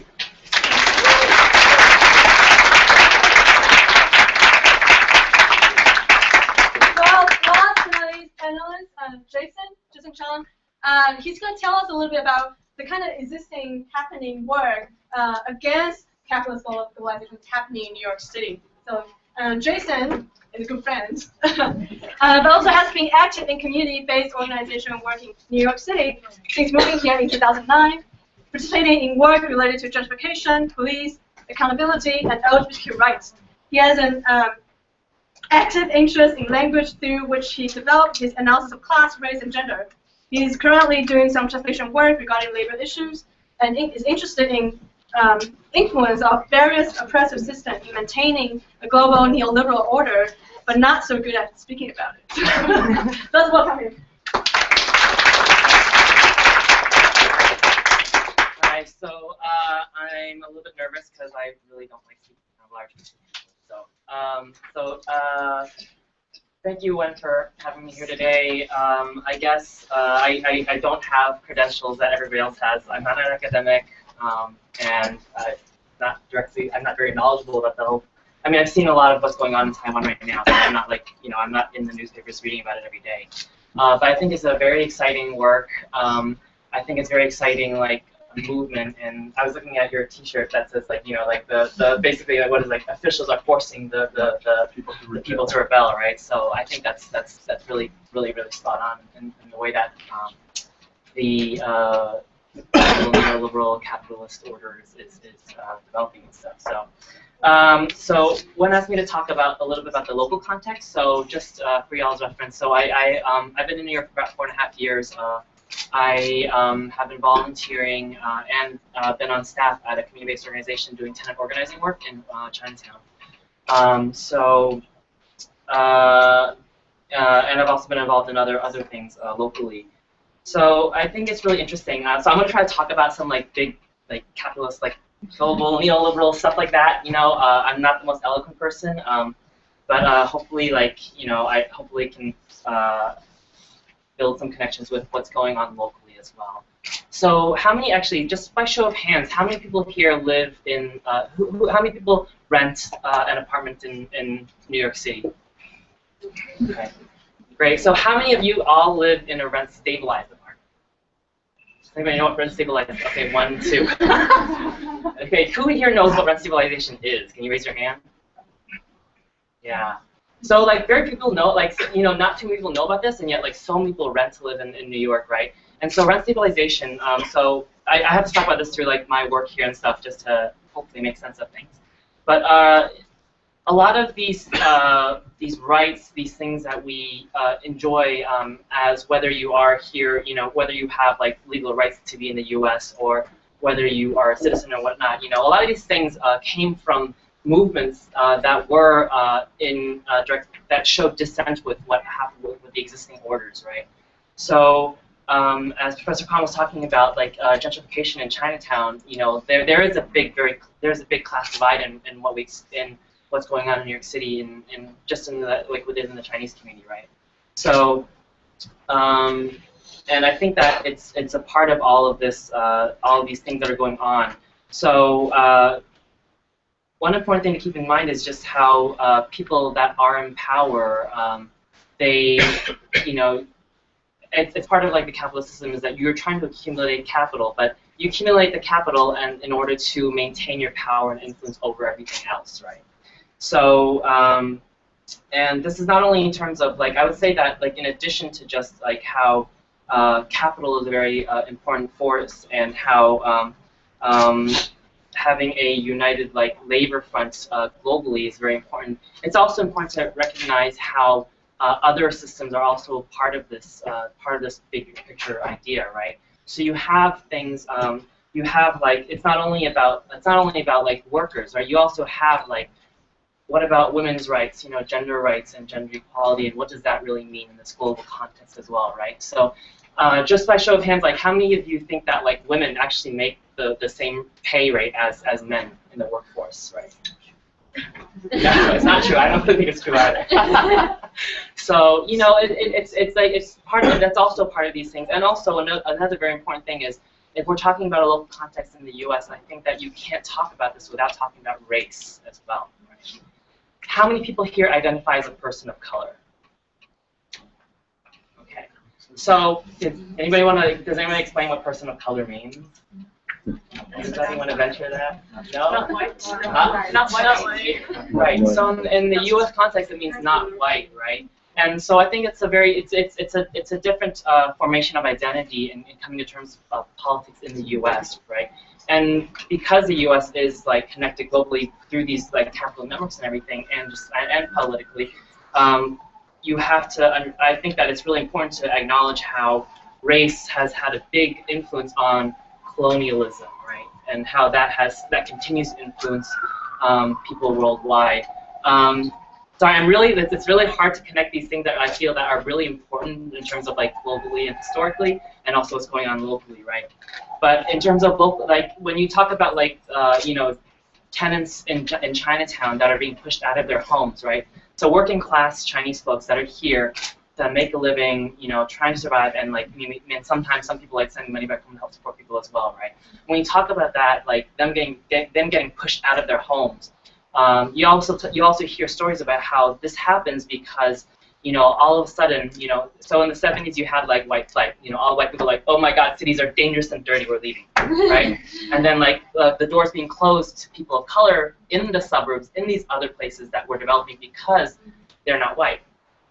And now you have them coming back and saying like, oh, we want to live in like Chinatown because it's cool, right? There's a dumpling shop where I can get like dumplings 5 for $1, right? So you have all these like really cool things, and they want to come back and like, you know, have a part of that, right? And so, but when they do that, you know, what is the cumulative effect, and how does it affect the tenants that live there, right? And how do landlords, as part of this structure of capitalism and like and power, how do they react to that, right? Because they're looking to make more money, right? So for them, it's advantageous to get rid of rent-stabilized tenants whose rents are controlled in terms of how much they can raise every year, right? In order to bring in these white tenants, or like more like people, like tenants with like more money to live in these apartments and stuff. So I think but in terms of Chinatown, it's not only about Chinatown, right? Because we see this happening in other places. Does anybody know of like other places in New York where this is happening? Gentrification. Gentrification, yeah. So where's gentrification happening? Brooklyn. Bushwick, Brooklyn. Okay, where else? Harlem. Okay. Yeah. So all these like communities, right? And these communities are not traditionally white communities, right? Harlem is traditionally like a black community. A big like, you know, Harlem Renaissance, all this like growth of like and development of like black culture and stuff, right? And we see these bases of people of color that are being taken apart for the benefit of landlords and people that are trying to continue to accumulate capital. Right? So I think that the racial dynamics in this is very important to acknowledge and to figure out and really come to terms with in terms of how do we move forward. So it is about working class people. It's also about working class people of color, and it's also about women and in the workforce and what are they making, right? So we also heard about like how certain, the Labor Relations Act and how that was developed in the U.S. What does anybody know? Like what the Labor Relations Act? Like which groups are excluded from that? The field people and the house workers. Okay, so you have farm workers and you have workers in domestic workers, right? Why do you think these two groups are excluded from that? Slaves. Huh? They used to be slaves. Okay, so basically you had a lot of black people in these sectors of work, right? But is it only black people? Like farm workers are also not only black though. Farm workers are also largely, you have a lot of like Latino folks that were working in that sector as well, right? So in terms of labor, there is a lot of racial dynamic in there and racial tension in terms of who gets protection and who does not get protection. So let's see. All right, I talked a lot about, so the race and the gender aspect of it is very important to keep in mind as we talk about what are we doing in terms of like building like, a more international movement of like people that are that are trying to fight against the neoliberal order and globalization. There is, and sorry, I'm trying to make these transitions in my mind. It's like, oh, it made sense before. So I think I want to go back a little bit now to like the free trade agreements and how I think you were talking about how it talks about like freedom and what does that mean, right? So I think actually free trade agreements do mean freedom though, right? They do mean freedom, but who is it freedom for? Capitalists. It's freedom for people at the top to make connections with each other so that they can make more money, right? That's what that freedom is, right? So yeah, you want to talk about freedom. Yeah, it is freedom, but it's freedom for a certain specific limited set of people. Right? So when I like to talk about freedom and stuff, it's more about like self-determination and who are we and how do we get to decide who we are and how we get to live our lives. So I think that when we talk about free trade agreements and stuff, it's always about the top level power holders, power brokers that are trying to get more freedom for them to do what they want to do, while this further restricts and limits us, right? We talked about productivity raising. U.S. is also seeing the same thing, right? Productivity has risen by like how much, and yet like we still don't have jobs and we still don't have, people, able to get like, affordable health care and stuff like that. So I think that it's great, and I think that the movement in Taiwan is really inspiring for people to get involved. And I hope also that it gets people, like, I think that international students here, maybe like Professor Kwan, who went through this like pipeline that was an engineer student and then like got involved in like local community activism, I hope that it can also spur some thought about what's going on in the places that you're living here. I think that anytime we go someplace and live abroad or wherever, we should keep in mind what's going on locally. How are local people being affected and what's going on with them, especially working class people. Especially people that are not that do not have the advantage and power in their place in society, right? So I'm gonna end this with just like a little plug because there is a lot of stuff going on in New York in terms of I think we talked a little bit about like the Pacific Pivot and like the Trans-Pacific Partnership Agreement. And so there are a lot of like community-based organizations that are moving to actually like to protest that and to draw attention to that and what that really means, right? Because as we see like labor, like when you go post-industrial, this industrial goes somewhere else, right? And then that continues an oppressive system elsewhere, right? And so we continue to like support these things like free trade agreements and stuff like that. We're only just like shifting things, and also like we do still have work in the U.S. If you're a service worker, you're also very like I know that there's other organizations in New York City that do work with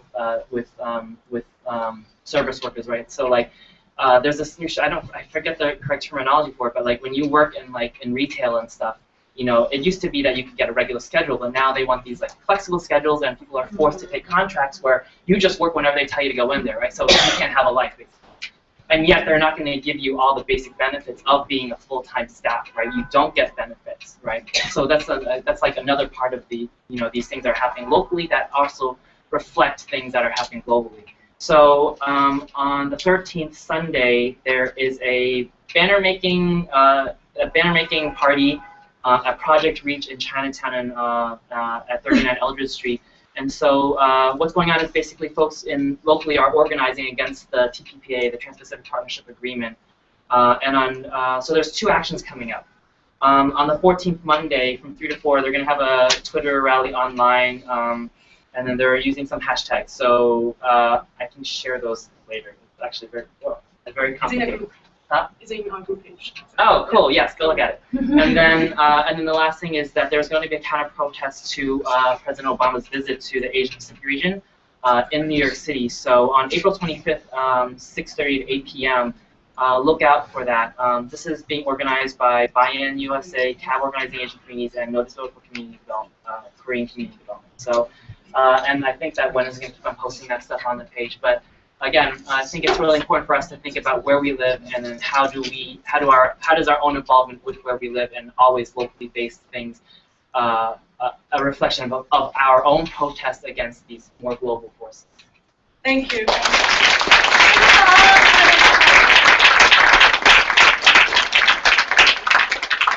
So we have about 20 minutes, and let's just pop out some questions, and panelists can decide, if they want to answer in which way.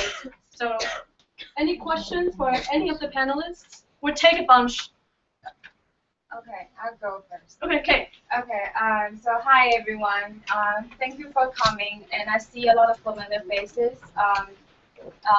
I'm a producer in New York, and I'm one of the organizers who went, and we put together this protest 2 weeks ago, and we did it twice, and then we, honestly, I'm like a social activity virgin, because it's my first time to participate in this type of activities.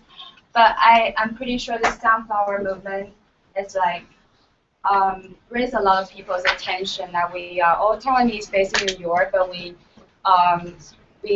because of Taiwan's recent incident, that we all like came out together and to try to do something for Taiwan. So my question for Wei Yang and Yu-Fen is, because it seems that we have a large group of people who are supporting your political point of view or whatever is going on in Taiwan, Anti-Globalization stuff. So for the future, we've been hearing a lot of recap about the activity, and we all read about a lot of articles online. So the next step, so what can we do to help you guys for this like continuing activities globally to help you guys in in any kind of way?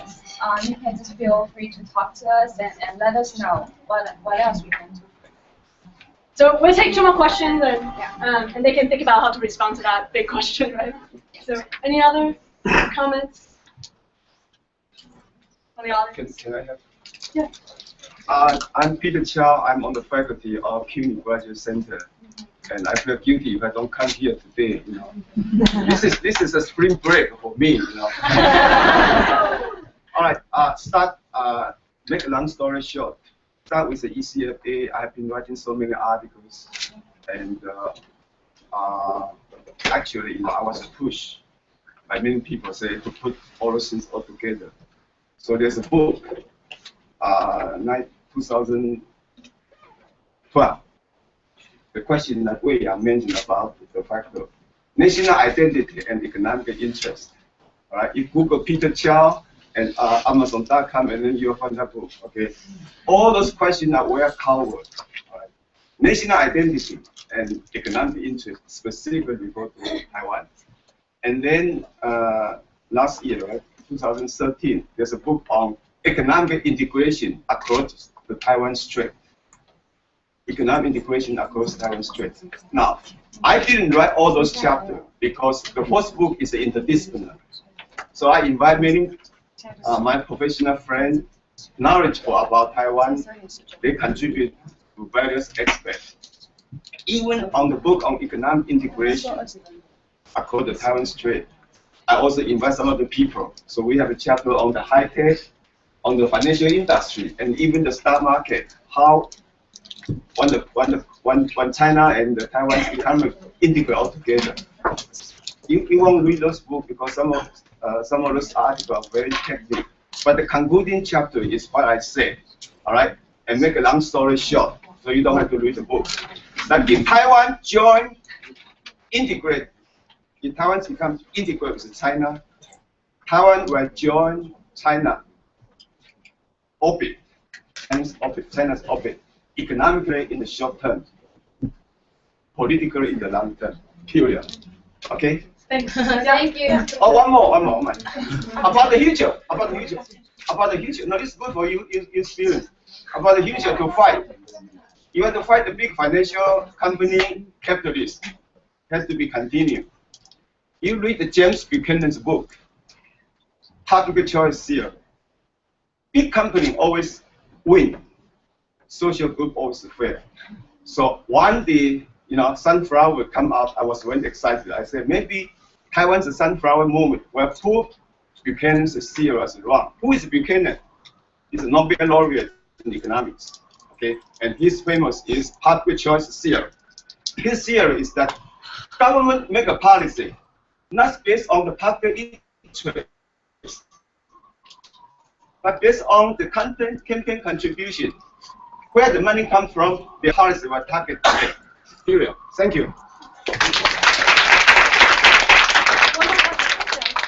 I was hoping that maybe Ben could talk a little bit about how the international community is maybe revising its ideas about the relationship between Taiwan and China after this incident, because I think those of us who are Taiwanese know that this is not just about free trade or globalization. This is also about a discussion about Taiwan's sovereignty that is emerging through this whole movement. So I was hoping, and the reason I'm asking is because I came to New York 5 years ago. I was so surprised when I came here, when I'm talking to people, that everyone that I talked to assumed that we would eventually unify, right? Everybody that I talked to, and that was not something that I knew when I was in Taiwan. And I'm just wondering whether you see a change going on in the international opinion of Taiwan right now. So we have a couple questions about global strategies and also national identity. So would you like to? Yeah. No, I just stand here.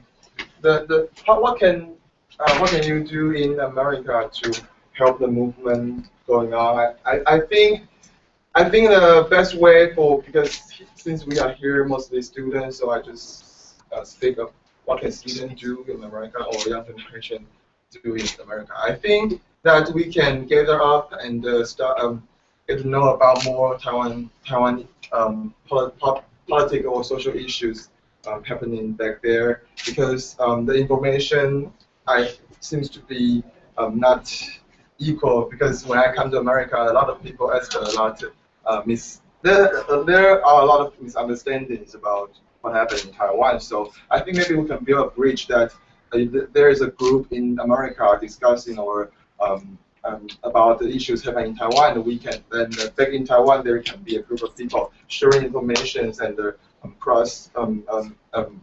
some cross-sea discussions happening. And by that I'm hoping that in here we can have something. We have come up with something that can affect the media in America or the opinions in America, that we can clarify misunderstanding that Americans hold toward Taiwan. For example, that we really talking about the national sovereignty, that Taiwan really don't want to be unified with China. So we want the American media or the American opinion to know about that. So I think we can get up and have some discussion, come up with a solution, come up with a plan, and we can show the media, show the American government that Taiwanese determination, what is our will to stay or protect the way of our life. So I think to sum up, that is, I think Taiwanese student in America has to be organized, and it has to discuss issues happening in Taiwan, and we should build a connection with students, with the young generation or activists in Taiwan. When the bridge is built, I think it's. What do you want to? Okay. 我觉得刚才魏阳阳讲到有一件事情他没有讲到，是因为我觉得在美国大家其实也可以就是一起讨论你们共同在比如说在 New York 遇到的，你像刚才有讲说，比如说族群或者性别或者阶级、种族之类种议题，因为我觉得像我们现在在台湾，其实我们就是我们希望这次学运所带起来的一股风潮是推动到全民参与，然后是大家从自己的生活中做起，所以有时候也许去关心在台湾发生的 issue 有点太远了。可是例如今天反服贸这个东西，其实是跟台湾一整个国家未来，像刚才讲的跟主权、跟未来跟中国关系是有相关的。可是我相信你们在这里会有其他议题是你们可以一起去关注的。那我觉得那个更重要，是因为像现在台湾，因为这次学运，所以很多学校的参与，那我们也有一群人开始在组织，是不是？因为过去台湾就是很少有那种全国性的学生的串联，但是我们现在正准备开始起来做。那我想这件事情一样可以发生在纽约，一样可以发生在美国。Very briefly, I think Yu-Fen was saying, in New York, what we can do is really have collective discussions. So the movement in Taiwan is beyond the trade pact, right? And it's about Taiwan as a nation and its future. So what we can do, as students or citizens wherever in the States, is really to build sort of a cross-coalition movement. I mean, it's not just about free trade, but also about gender issues, about social policies, etc. Right, in New York. 而且你们知道，就是在纽约，因为马英九就是一个注重国际声誉的人，所以你们在纽约可以做到很多。You know, saying that the President Ma really cares about international media and his reputation here, so it's a way that we can probably build movement around against yeah. Yeah, I think the question about nationalism, whether Taiwan is already assumed to be part of China, is a really very, very complicated, important issue to discuss. But I think the very fact there is a student movement is basically saying, wait a minute, all right? The general argument is that first have economic integration, then will automatically lead to political integration. That's what's going on in Europe. You have this EU, which is basically economic integration. Now they realize if they want to have full economic integration, they have to have countries have to lose their sovereignty. So I think the very fact there is such a student movement bring out this issue that we don't necessarily want to go down that path, right? So I think that's the significant to me about this movement. Now, on the long term, there's a lot more complicated issues, and that is to say, I'm from Taiwan. When I was a kid, 唱国歌, you have the Chinese map, and then you have a tiny little Taiwan. You always talk about 反攻大陆, all these things. These are all political things that's very, very ambiguous, So there's all kinds of differentiation. But the main point to me, and I think this is the most important thing, is that Taiwan does have a very significant percentage of the population do not want to be part of mainland. I mean, there are people who believe eventually they want, but there's part. So I think this is where the democracy, the strength of your democracy, is going to be very, very important. And again, this event shows the democratic structure of Taiwan is defective, right? Because you have a very significant population do not agree with this, and they outvoted. So these are the things that are all brought out. Yeah. Who asked me the question? Can you just repeat the exact? I was just hoping maybe you could talk a little bit about your observations about whether the international community is revising its ideas. Okay. Yeah. Well, all the people I interviewed, all the professors and stuff in the process of making the shows about this issue, they all concluded the same as you just talked about, that China is just using economic integration to pull Taiwan in, and that'll eventually lead to political integration. And it's no secret, China is very open about it. You know, it's pulling Taiwan in, wants unification. Trouble is, in the West, Obama won't speak about Taiwan like he does about Ukraine, because U.S. doesn't have diplomatic relations with Taiwan. So most of what you can get is from lower level government employees or congressmen, or particularly people who are not in power at that time are more willing to speak about certain issues about Taiwan. It's in the U.S. With China becoming more powerful and the U.S. Military switch to the Pacific. It is in U.S.'s interest to maintain, relations with Taiwan and strong, military presence in the Pacific. They talk about a chain of islands which blocks China from, coming across to the U.S. and Taiwan is part of that. Japan, Okinawa, and down through Taiwan. Sometimes I question whether the U.S. because Taiwan is obviously one of the two major flashpoints in Asia, one of being North Korea, the other is Taiwan, where the U.S. could get into a serious conflict with mainland China. So sometimes I question whether, does the U.S. government think that this economic integration, they will just see Taiwan slowly integrate with China, and they won't have to deal with a war or some kind of big conflict. But I don't think that, although the U.S. is being very careful, it doesn't want to offend China because they're doing a lot of, obviously everyone knows they're doing a lot of business with China right now. But we still see things like the F-16 upgrade. People were scared that it was going to get cancelled for a while, but I just read yesterday it is going to go through. So I think, and then what people who aren't in high positions of power are saying, who are still connected to the government, is that they're voicing a lot of support for Taiwan. Like Nancy Pelosi and the two congressmen that were interviewed in the video I talked about, they were really full on in support of Taiwan. And then just in Washington 2 days ago, was it Thursday, there was a hearing where they talked about U.S. Wants to support Taiwan getting into the Trans-Pacific Partnership. So I do think the U.S. supports Taiwan, but because they don't have diplomatic relations, they're very quiet about it, and they won't. It's not like when Obama talks about Ukraine, he very publicly, wants Russia. It's not going to be like that over Taiwan and China. It's kind of like a chess game, kind of like quietly there. So does that kind of answer your question? Sort of. So we're told that they have to be on the cab by 12:45. So thank you everyone for coming here, and also thank you for Papa sponsorship and also TSA at the GC for the space. Thank you for.